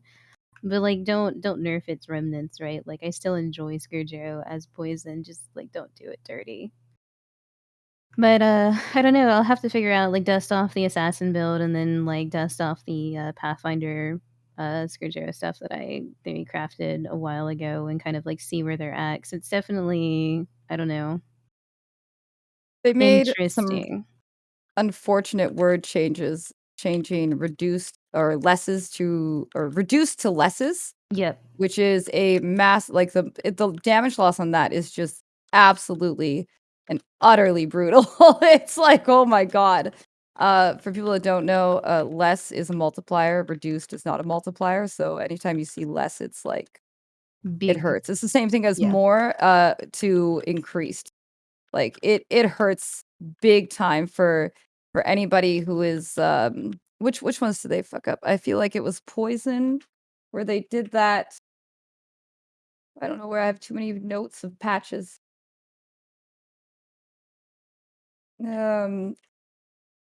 I think What did they across do the to board though, like poison Rift definitely got Affliction. some of these less multipliers and other things that are quite Yeah. scary, but when compared to like for example Ignite getting almost all of its sources of faster cut in half or worse and losing the dot multi aspects and losing like the like dot multi off of the notables and then Mhm. losing off of the small passives too, like poison respectively to all other dots is probably the least impacted. Because even Yeah. the Yeah. physical damage over time stuff got completely hammered too. So like all of Mhm. like my new corrupting fever build that was pretty expensive just to even get to 2.4 million dot damage I on that corrupting fever is going to do like 1.2 now, and the gearing process for that is like astronomical comparative to the payoff, which yeah. sucks because it was my first wander and the first wander I've ever enjoyed. But oh well. Oh, Yeah. now the last no. The other thing that I'm concerned about though is the like really important emphasis on poisons being crit related now, regardless of Yeah. being That was assassin weird. or not. Like I don't really understand or agree with that design choice because I like the idea that you could approach poison damage through two different means, like whether you went Pathfinder and you did like flask effect and like had more generic damage over time multipliers, but then like you could go assassin and then just like fully sink your teeth into having a tree that had like some damage over time stuff clicked, but like a predominant of it is like going for all of the crit multi nodes. And like Mhm. I thought that was interesting and fun, the fact that you could have two ways to basically arrive at a similar destination. And now they've ripped all that up to basically heavily emphasize that poisons are crit related now, no matter who They you are. they really said we're gonna nerf assassin so that people can do poison with other ascendancies, and also now poison is mostly related to crit. So Yeah. assassin is definitely, like is still one of the better choices for it because like even though the path, the different things got nerfed, like it still has all the different crit tools available to it. Yeah. I guess you just It have to go super flask investment to have, like that really, really nice diamond flask, right? What? Nice diamond flask? Those are a thing? No, No. that was mine. I knew it. I was being facetious. I'm sorry. I believed. I remember when diamond flasks were good. Wait, At were this you a point, fan of like- Diamond Flask, Val? I actually used it on a large majority of all my crit builds, so yeah, I guess I was. Yeah, I mean, Not Diamond anymore. Flask's power was huge for It was. the investment cost of picking a flask off of the ground or from a reward window and putting I it on li- your bar. Like, the amount Exactly. of investment that bypassed was just huge. Absolutely massive. It's so true. Like, it was a really solid. Oh, I only have 78% crit without my diamond flask up. Better just fix that problem right there, you know? Boop. Boom. That's it. But like I'm kind of about the idea that maybe I shouldn't be able to crit 100% of the time. Maybe I should only crit 80% of the time, and that's still probably fine. And that's still like probably. I can't guarantee it. Yeah. It could be terrible, but it's probably fine. I think that's fair. It kind of makes sense in terms of what a crit is in a lot of different builds. It's not like most of the time you shouldn't be getting or in a lot of different games, like I'm thinking of D&D right now, but like if you're getting a crit every time you hit, but even in other games, like it does seem like a percent chance to do so, or you can scale them, but having 100% feels a little bit It's cheap. absolutely overpowered. Like, what am I, the final boss? Like, I mean, I want to Yes, be. actually. I would like to be. Please, are the maven. Chris Wilson, make me the final boss. I saw there was one person remaining. Make that person me.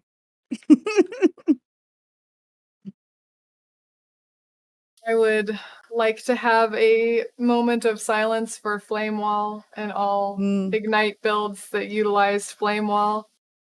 There Burning goes damage, my hero. combustion. And I'm really sad to see the death of I these can sort of see. like damage by vector situations, be it, slinging spells through flame wall or like using corrupting fever. I really enjoyed and thought that was a neat way to play the game by like fully investing in this utility skill instead to then spread its damage all over the place.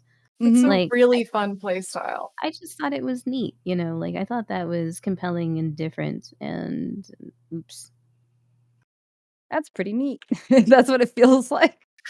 Whenever you find some like enjoyable interaction, you're like, that's pretty neat. Don't get too invested because it's going to be gone soon. Pretty much, right? Like I mean, I do suspect that with all of these massive changes, we are going to experience some interesting, different, neat combinations, but I do also think that the things that we loved, they might be dead, They might be just a little crippled on the ground. It's the way it is. It's just the way it is right now. Like, personally, brutality got crippled, but at the same time, why was brutality was like the number one choice for me as a Fizz character.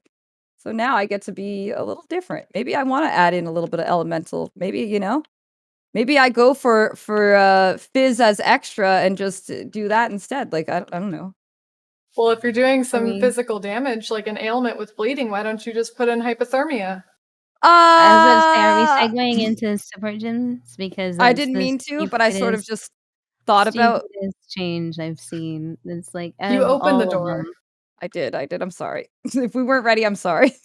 No, it's time. I Fine, think. it's time. Hypo is so mind-boggling. If any part of that gym was going to get axed, it was going to be the damage and ailments part of it, leaving intact all of the cold related stuff, because it was probably the most blanketed like example of abuse use, as far as like just get chill into your build and here's this enormous multiplier, whether it was minions or melee or anything. Like, the fact that this jewel that was thematic towards cold damage became such a wide use thing, like I could absolutely see them trying to, instead of like introducing some sort of downside or anything like that, just removing the hit and ailments part of it and leaving as a cold dot tool. Like, the other way around literally makes no fucking sense. But that goes against their overall strategy of just removing as many dot sources as possible. Like, the problem Yeah. is that it actually doesn't solve, like, the problem with the gem sort of, like, losing its identity. In fact, it reinforces it because it's still, like, if you can get chill into your build, it's still really, really good. Yes, And so that was, scooter like, bots the and entire reason hypothermia. why I think it should have changed. Like, that's the whole reason, like, if we're doing skill adjustments and trying to, like, streamline skill gems and make interesting use cases, it was definitely one of the ones that had the most uninteresting argument of use. It's like, all right, just put cold snap in your trigger wand and put some cold ass freezy ground underneath the boss and then boom, instant multiplier. Like, that's just an example, like a classic example of them, like, of having too much power with too little investment, which is the thing that they nerf over and over and over again. Like, yo, we feel that, like, basically using Vigilant Strike with the Vigil Jewel is, like, way too much power without investment. And they're like, yeah, as far as Hypothermia is concerned, fuck it. Yep.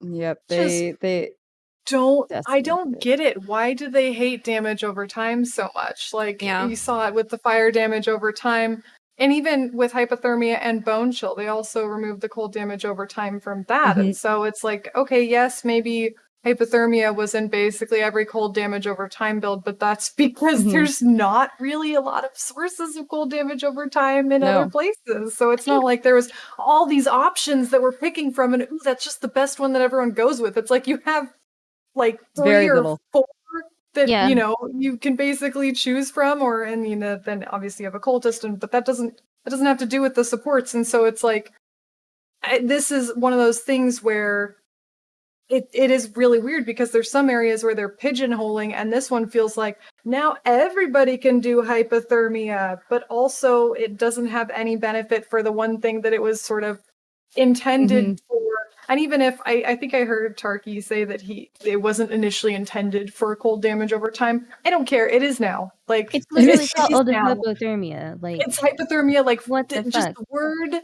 You don't think like, By oh, I got definition. stabbed and I got hypothermia. Like, that's not right. No, I Like, mean, I'm not the bleeding and worried about ridiculousness hypothermia. of hypothermia is that you could just put skitterbots on an ignite build and it would make more sense, make more damage, make more impact. Yeah. So, this Exactly. person's I mean, on you could fire. even, like, if you want to factor in, like, the slow aspect of chill, you could call it something like, trying to think of, like, another way to describe it. If you wanted to be hitting ailments, you could call it, like, hamstring support or something like that, where, like, it's still centered around the act of slowing things to then get more damage or something Arrow like to the that. But, like, knee. hypothermic is just, like, I mean, that is very thematically cold. Yeah, but you know Yeah. what? Like, our rant on this topic is just going to cause them to change the name of hypothermia. That's not going to cause them to give us Good. back cold dot. Good. That's fine.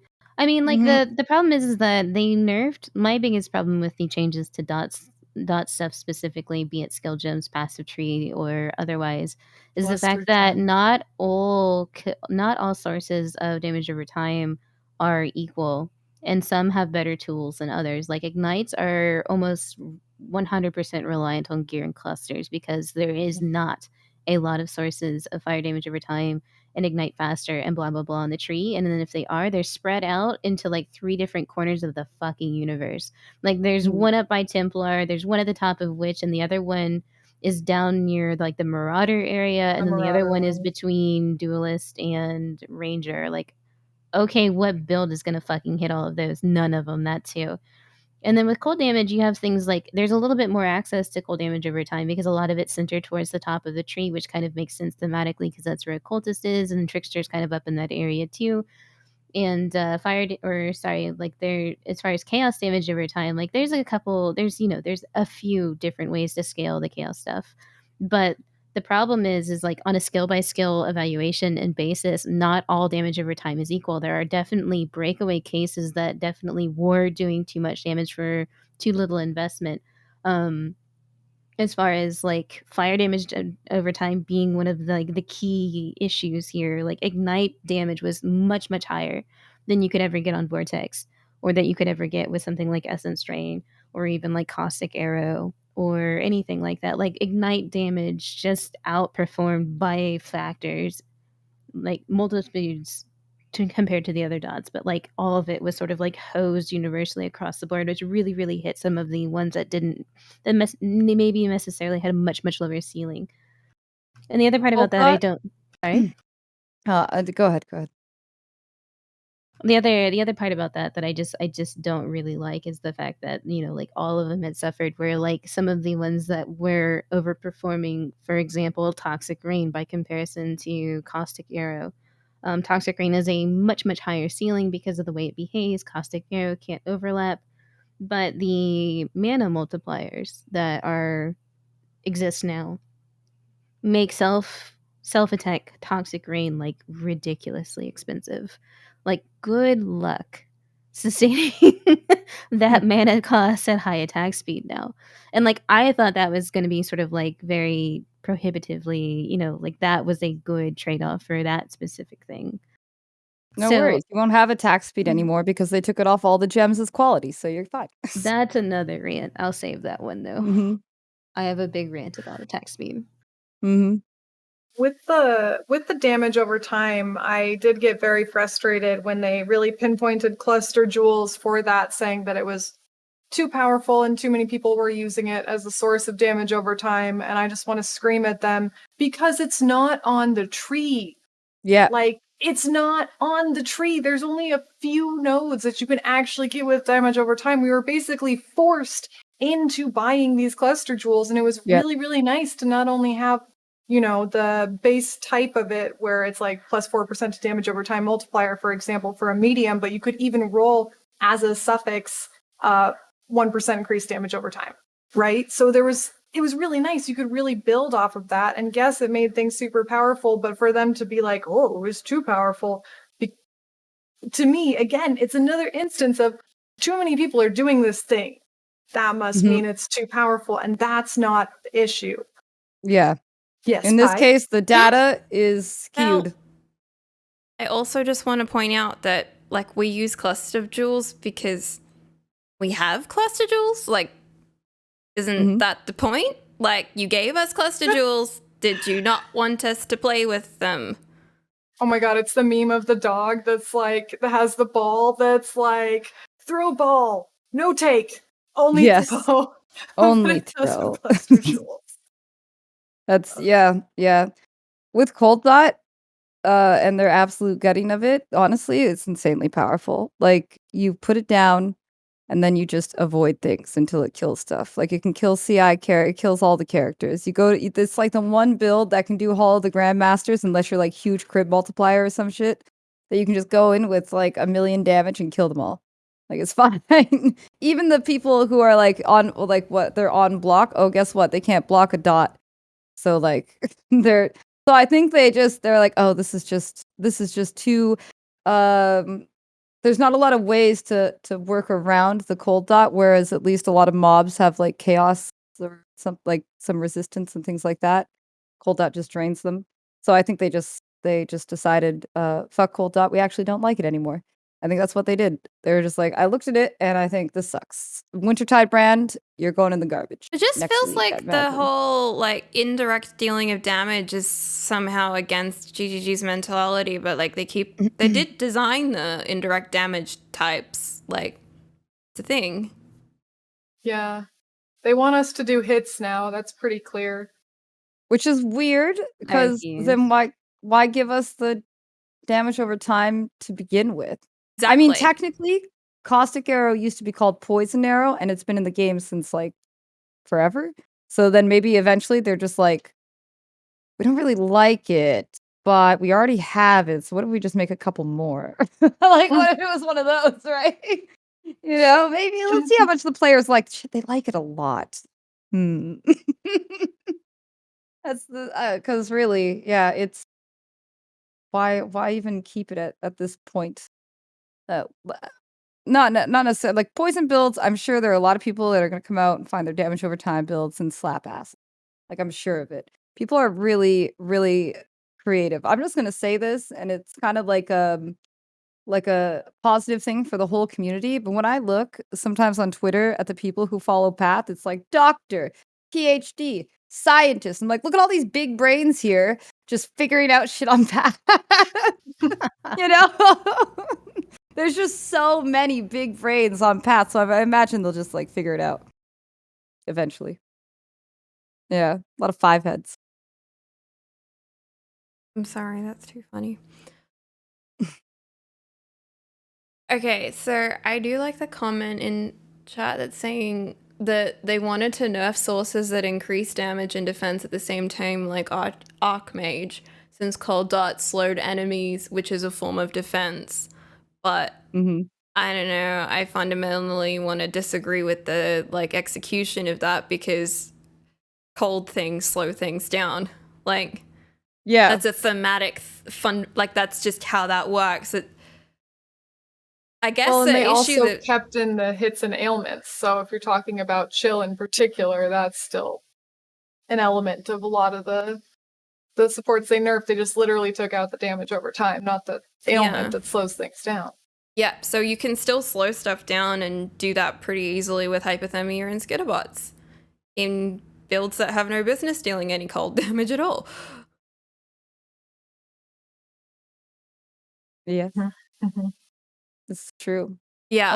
I just want to say there's one change, and it's really like I bet nobody really cared about it. Maybe some people did, but I am. Why would they do this? I feel personally attacked. They no longer allow my totems to use infused channeling.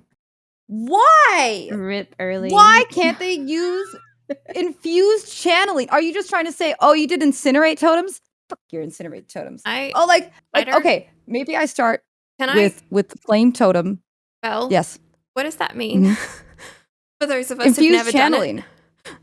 Oh, you never done? Okay. So like with flame totem, you get flame totem like right after you go into the cave with the not even with granddaddy cap, like the initial cave, and then you pair that with infused channeling.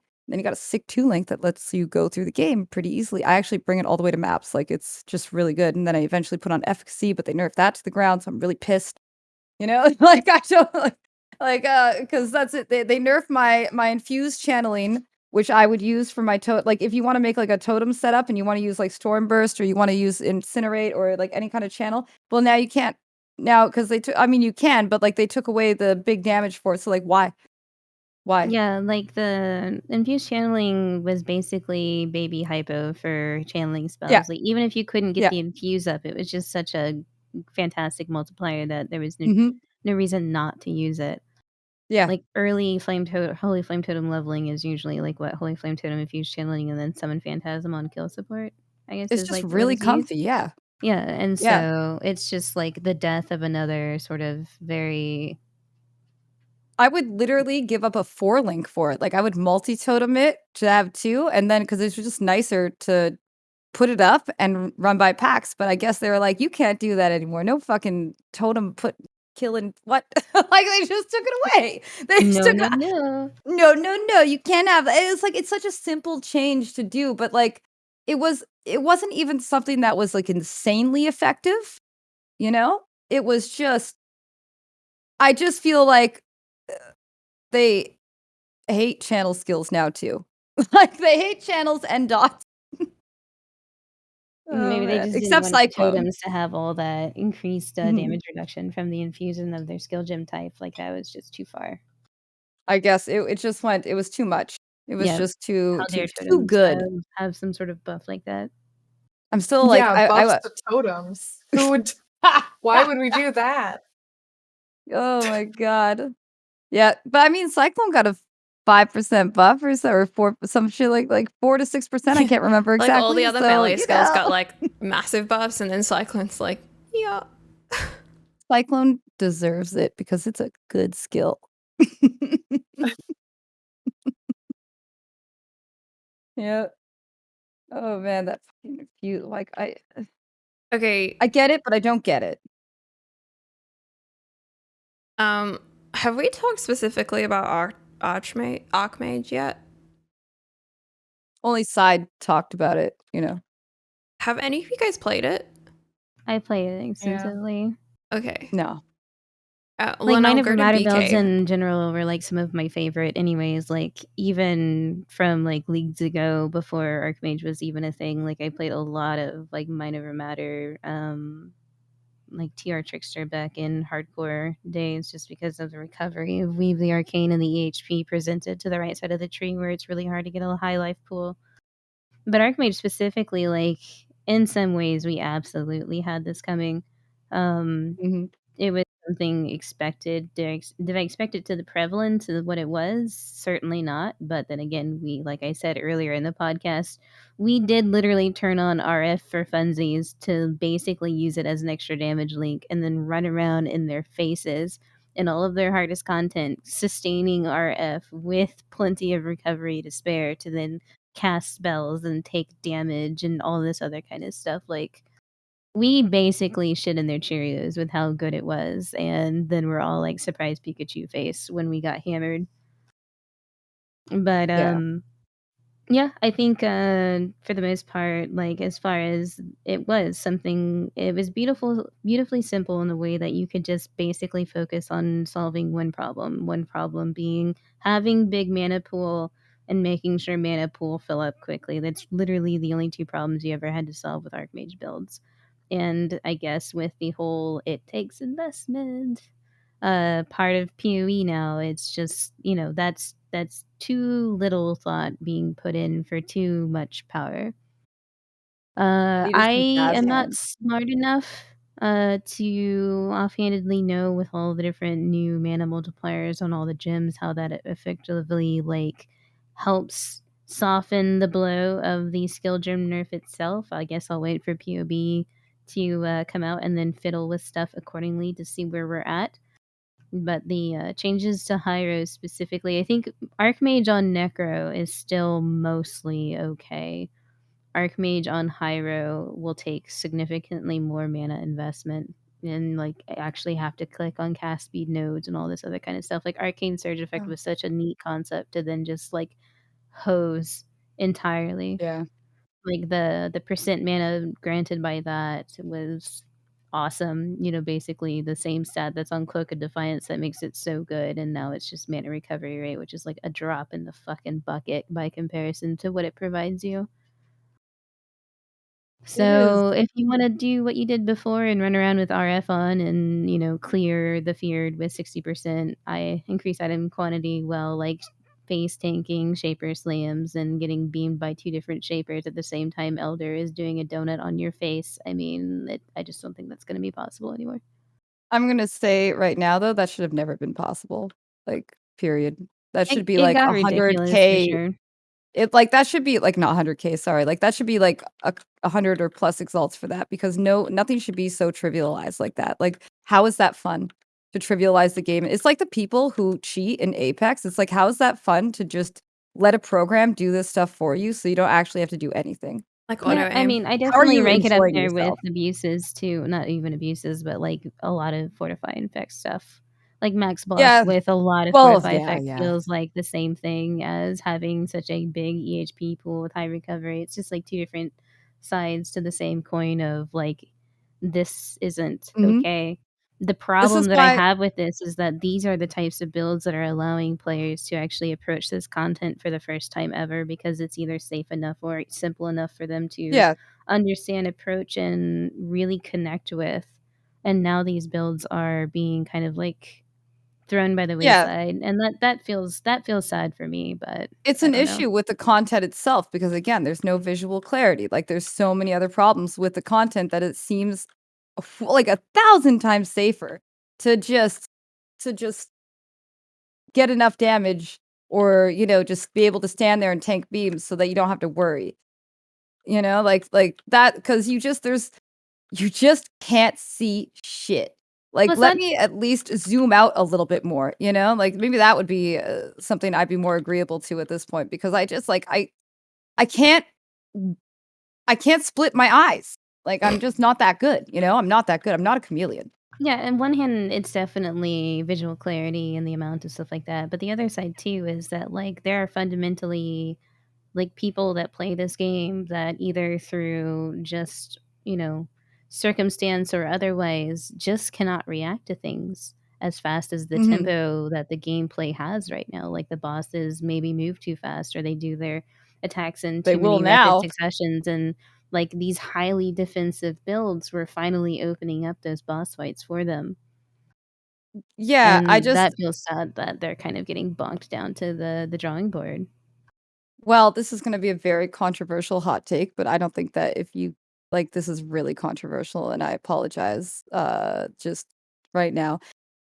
I came from an era of game that if you couldn't beat the content, you just don't beat it, Yeah, I'm not saying that, like, you know? every Like, single I person should yeah, be able to clear every single like, the feared invitation should not be a base mark or a benchmark that every player, like, has to yeah. hit. Like, the game Yeah, no, difficulty should not be lowered to where that is something that everyone accomplishes. I'm with you there. Like, the beautiful thing yeah. about Path of Exile is that there is a scale of difficulty and content to do depending on the amount of time that you have to spend on it, how efficient you are as a player, and how willing you are to learn different systems to be more like accurate with what you're doing.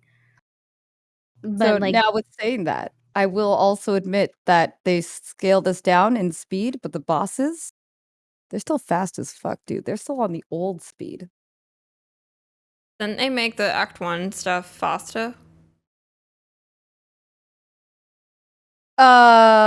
They did a bunch of things for Act 1. I don't let me see. The What do they say? Make it faster, did they monster say? life has increased. Yeah, their life Set increased, which I'm just thinking size. about the gauntlet. Slap another 40% life on there. Let's go, baby. Oh, I'm not killing anybody. Like it's gonna be great. It's gonna be so I can good. just imagine you poking them with a toothpick.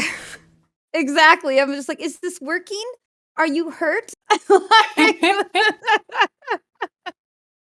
it's gonna be something else. So that's gonna be. I like the challenge. I gotta say, I enjoy the challenge. I really got to use my brain here. But yeah, so like, I'm of two minds. On one hand, I don't think you should be able to. If you can't clear it, then you don't clear it. And that's just the way that life is. And on the other hand, they have to scale down their bosses a little bit because nobody can go as fast. Like they said something in their in the interview. Chris said like we used to have it so monsters could move faster than you, so we did that again. I'm like, yeah, okay, okay, okay. But like, what are they doing after they get to me? Are they slamming me? Is something I can't get out of? Like, what's the plan here? What's the plan? All right, we are winding down. So are there other skills or build types that you guys want to touch on? Yeah, it's time to Lightning. talk about consecrated path. Yes. And consecrated ground, I mean. Consecrated path is okay. Both. Consecrated ground. Consecrated ground, man. I just don't really get why they're taking away the crit chance and now it's just going to be recovery stuff. Mostly because consecrated ground in particular, yeah, of course you could get consecrated ground from other sources, but it was sort of an Inquisitor thing. And let me check my Mhm. notes right now. Inquisitor's kind of the crit person. Besides Yeah. assassin, like it's like elemental crit person. And Mhm. so I'm sitting here and I'm like, okay, yeah, fixed bottled faith. It was overpowered and it was really, really crazy, but like I don't get why they're taking that away so that now it's just regen. I don't understand. And like, what if you don't use life? You're just like, I guess this goes in the trash, you know? Yeah, and with Inquisitor, yeah, you can fix that, but for other people, and that's kind of okay. It's sort of okay that it was a little bit more specialized and there's other ways to get it, and you can decide if that's beneficial to you or not. Like using a sulfur flask, that's not a ton of people do just like a base sulfur flask all the time. But Mhm. like, it just feels like, again, one of those things where it's flavor that was fitting to, if anything, maybe have consecrated ground not have crit except for with Inquisitor, maybe. Like that's a special thing that he gets to do because he's the crit guy. I don't know, man. Personally, Weird. I think the Inquisitor is gonna be generally fine for crit because it has the righteous providence, but you still have to take it, which is the 1% increased critical strike chance per point of strength or int, whichever is lower. So it's more like now you have to just make sure that you invest more invest again. The theme is investing into stats. Just get some more, because that 1% is actually like it's massive. That's actually the one reason why one of the couple of reasons why the Hammercock build is fine, because he's an Inquisitor. He uses Mjolnir. Mjolnirs take 800 attributes, so it works out really well. But for other Inquisitors that invest in no attributes, yeah, they're getting hit at. Consecrated Ground was such a cool flavor. I kind of feel similar about Consecrated Ground as I do about Flame Wall. I think they're interesting new mechanics that have very specific but very customizable at the same time mechanics that you could do, and it worked. It had great synergy with Inquisitor, and so I feel like they were targeting Bottled Faith, and Inquisitor was just in the line of fire again with that situation. I don't know. I mean, I am going to be using Consecrated Path totems as Chieftain, because like I don't really have to worry about the crit, so it's okay. And like Consecrated Path obviously has its own damage properties besides what Conch Ground does on its own. But it felt kind of weird to me, like a miss on the target again. Definitely, Bottled Faith is your target.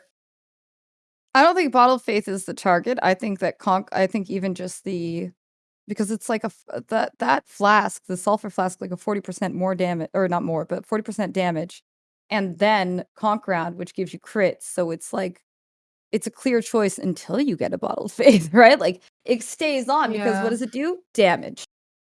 Like that's I agree though that I feel that they unjustly hit Conch Ground pretty hard, but considering all the other things that they hit really hard, it had to be done, just like Basalt. It was a double whammy for Inquisitor, though, because, okay, you're taking away the immunity from Conch Ground, which was special for Inquisitor. Why can't you just leave, if you're going to take the crit out of Conch Ground, why don't you leave it for Inquisitor? Like, give that something special for Inquisitor to have Conch Ground that says this is flavor-wise, playstyle-wise, synergized with this Ascendancy. I do feel that overall the Ascendancy changes, some of them have just sort of taken away Ascendancy identities a little.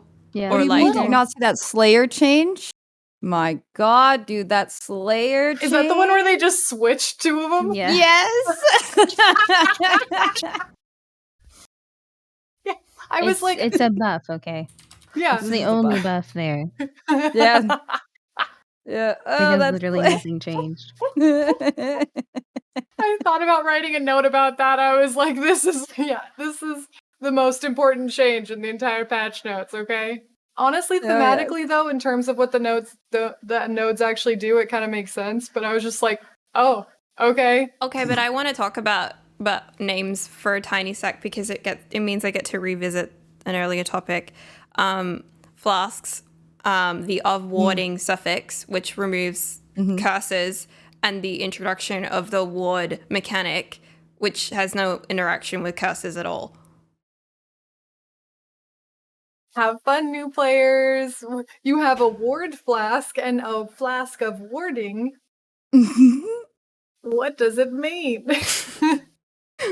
Honestly, I feel for new players, just period, because this game has so much stuff in it. Like, you have to dedicate yourself in some way to learning it, or in some way to just dying a lot until you figure it out. I mean, is there a glossary of terms? I feel like we might need one. I'm trying to think of like what you would call it instead, because like, there's like for the corresponding ailments, there's like thematic choices like grounding for shock and dowsing for ignites. Like what would be the other thing? Because they're hexes, right? So purification. Like what would you choose? Like you could definitely change the name correspondingly, but to make it less confusing. But what to? Oh yes, someone has mentioned in chat, like, what is an ailment is something that a new player might be asking, and if you are a new player and you've made it this deep into this episode, I just want to help you by explaining that cold damage or any like elemental damage type does not actually constitute an ailment. An ailment is separate to that. Right. So there are sources of damage over time in the game that can be ailments, but not all ailments are their respective. So, like, you can have chaos damage over time, but not all chaos damage over time is poisons. You can have burning damage, but not all burning damage is ignites. Yep. They're their own things. And they're Just like separate. poison is chaos, but or something, but chaos isn't poison. You know what I mean? It's Yeah. I can't remember how to say it, but like poison isn't Oh. chaos, but it also is chaos. That one really got me when I first started playing, I swear. I was like, People to okay. this day ask if caustic arrow poisons because I guess of the people coming back that played it originally when it was poison arrow. But it's like, Yep. nope, it doesn't do anything with poison support. Sorry. Nope, they changed it because it doesn't. Because they added poison support, and that changed everything, and I remember saying, "Why the hell would you change caustic arrow? That's dumb, it's poison arrow, does poison." I was really dumb back then. I'm not saying I am not now, but I'm, like, a little smarter.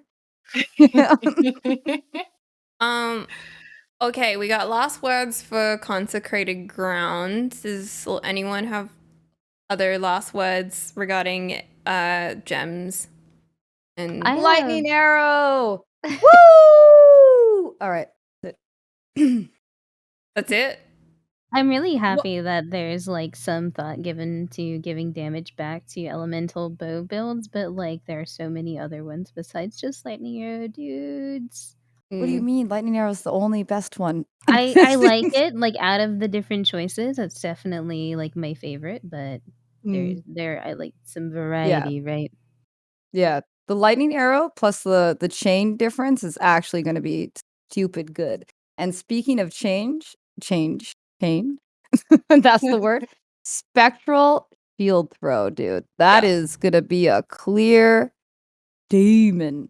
Like its inherent primary projectile now changes 3 times. Additional chain now applies to both the primary and secondary projectiles. It's like, what? Holy shit. I mean, I it's imagine you only throw one. languished in obscurity and Of course. misunused for like fucking years now. So good for it. I'm Yeah, glad. it actually deserves it, right? Like I always like the idea of trying to do a Captain America spectral throw shield situation. And now I'm just like, I might actually do a Captain America spectral throw shield situation. Like that's kind of cool. Yeah, That's sounds actually neat. looking pretty exciting. Oh, Maybe it'll Something to be do the on new Vader. elemental hit. It goes from being like totally garbage to like, whoa, holy crap, everybody's doing spectral shield throw. That'd be interesting. Then I'm wild. into it. smooshed back into obscurity in a single Yeah, patch yeah. note span. Mhm. They open the lid on that and they're like, oh no, get back in there. It's too much. That's a bad idea. a very sneaky good one is actually Wild Strike, potentially, because it can't repeat. Oh no, again. But yeah, so Wild Strike is something that I would look out for personally.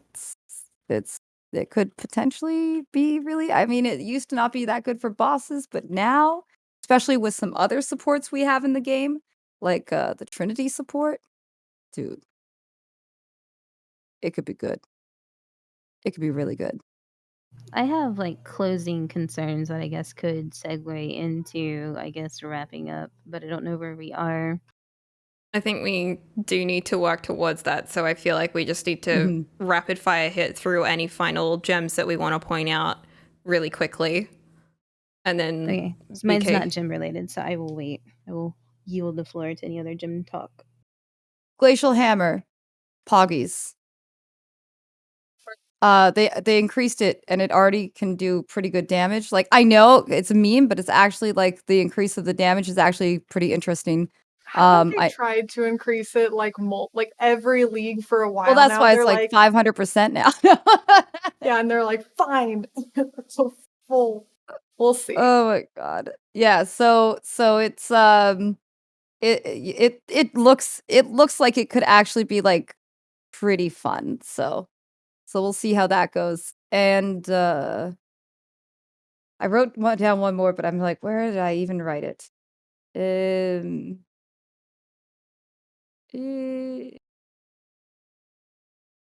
Oh, I was talking about Firestorm, and how Firestorm is still gonna probably feel like not that great, even though I love it. But there is one thing if you want to play Firestorm, I just wanted to say, and I know people are mad and they don't want to Pepega credit anybody to GGG, but they finally fixed the color of your burning damage with Firestorm. You no longer burn orange. It's blue.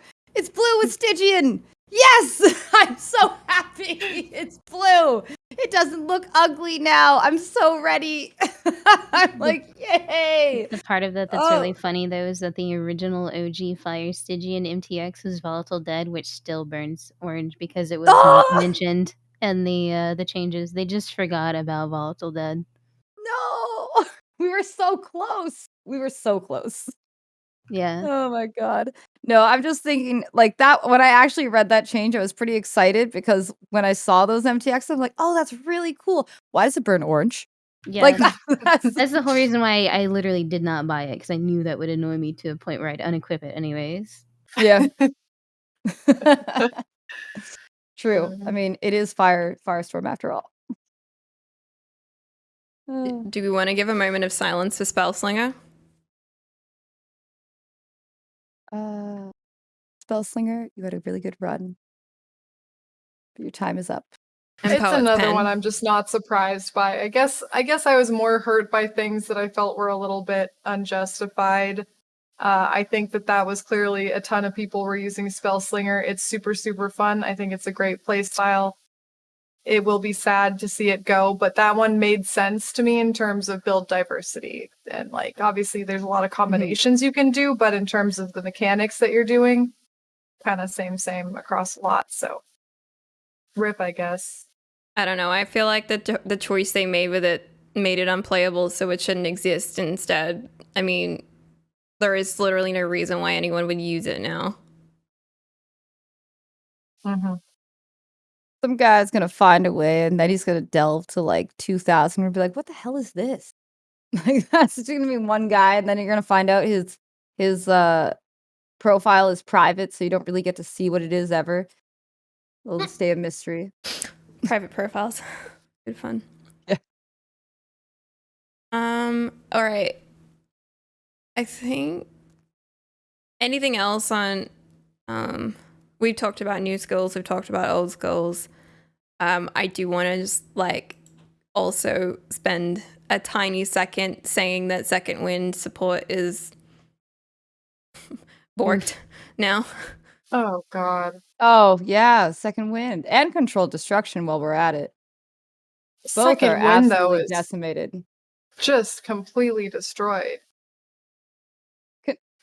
Controlled Jesus. Destruction is like only it's like the amount of crit you need to counteract the crit is dumb. Well, you can't use it with crit builds anymore. Well, no, not really, but you can't even proc Elemental Overload. It's like really bad. Like really Oh. bad. I Yeah, didn't you even have think to about that. probably have to use like Stormbrand or something like that to actually keep EO uptime. Oh, yeah. Yeah. Yeah, I did not think about that. It's really bad. That's okay. We can put it in the trash pile as well. You're right. I want someone to Photoshop together a trash pile for us and then just like set it on fire.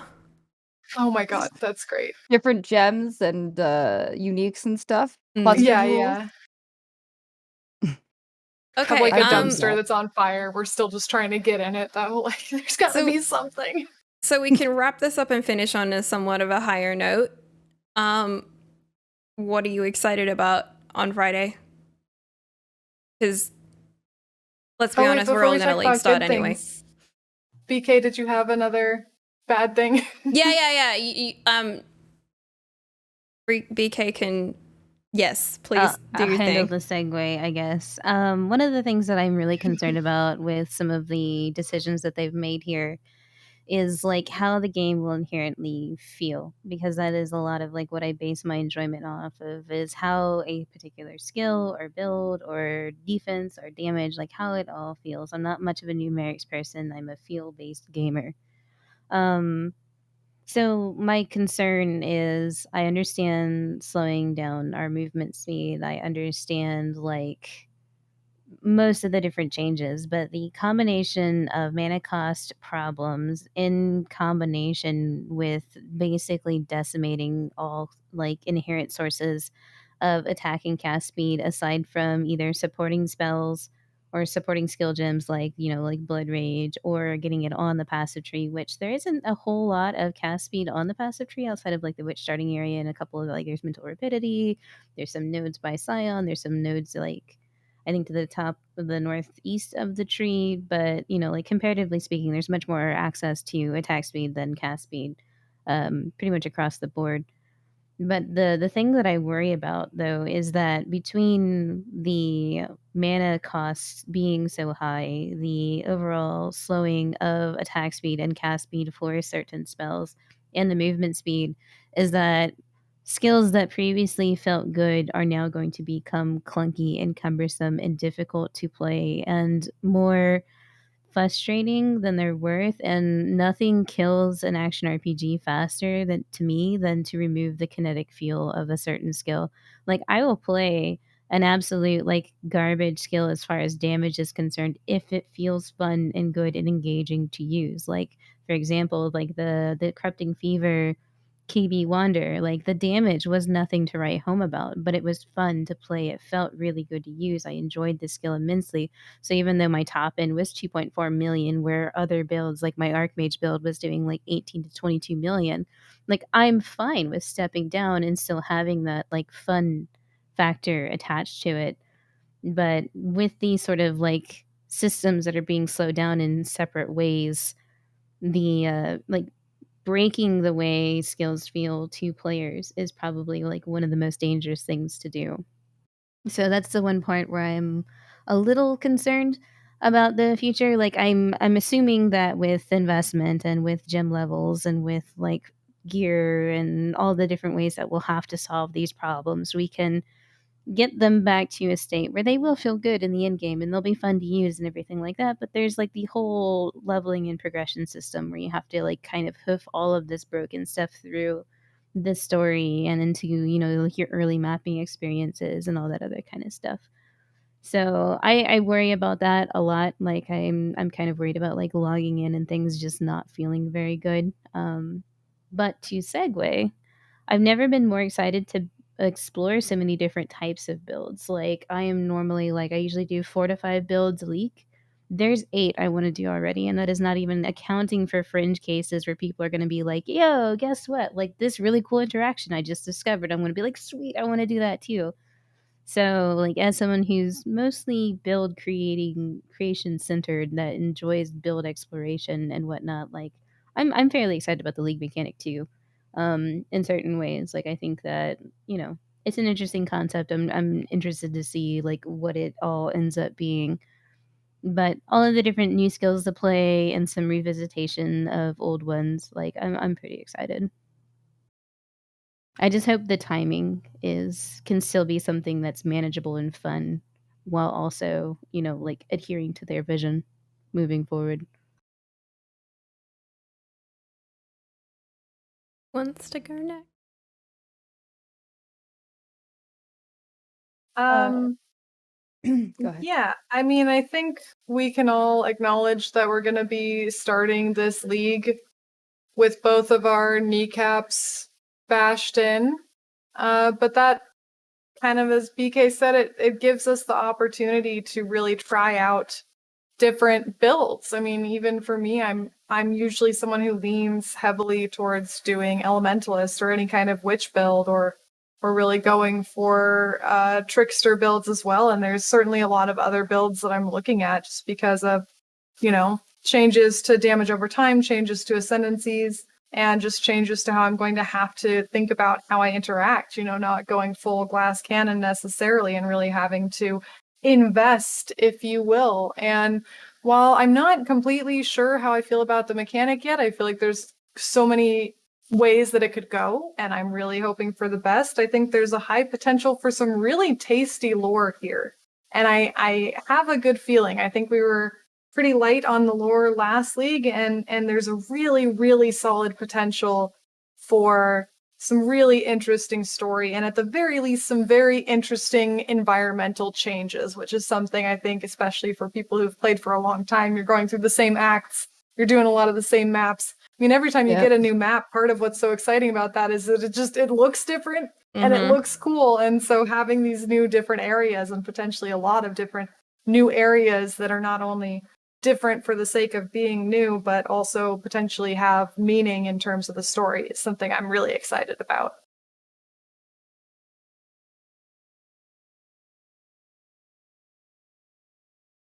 Well, Oh,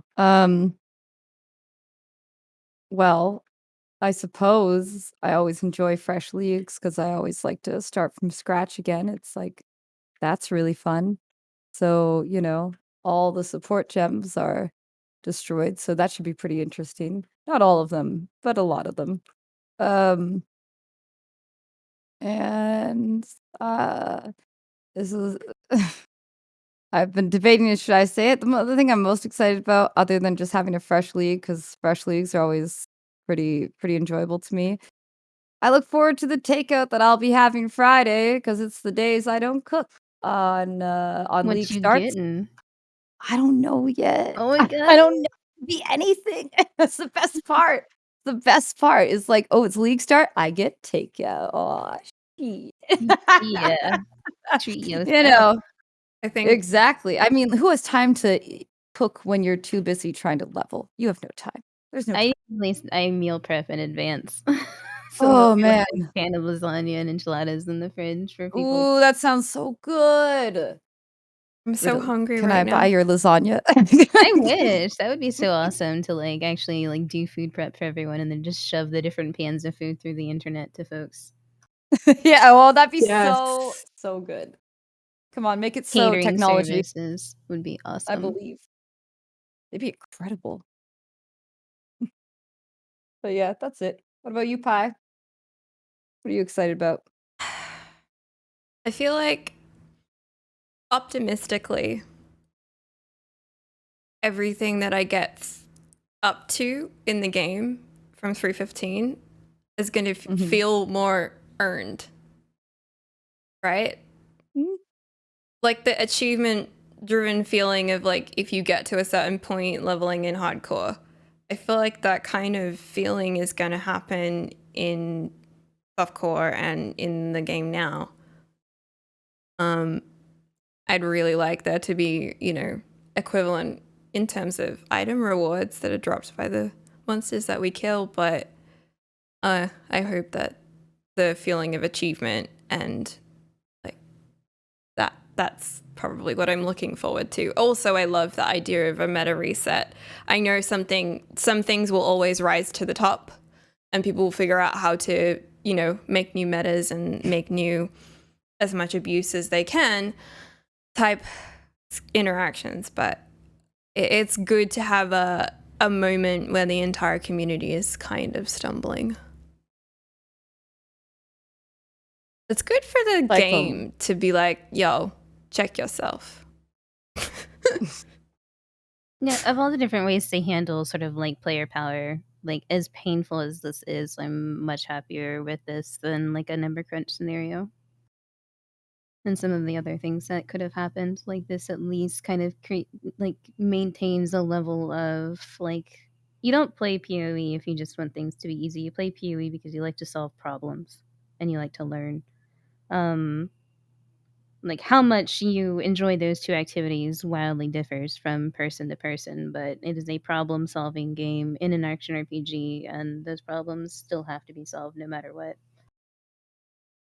like a And puzzle. yeah, so like I'm excited to dig in with the knowledge that I've learned over the years of playing and try to navigate this. Like I look forward to it as a challenge, as at the same time that I am apprehensive about it. But I think that like having a healthy amount of skepticism but also optimism is like just a good balance to have in life in general.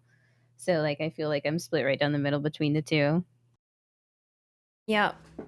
I think we should end the show on that note, though. So skepticism, optimism, seems relatively all-encompassing.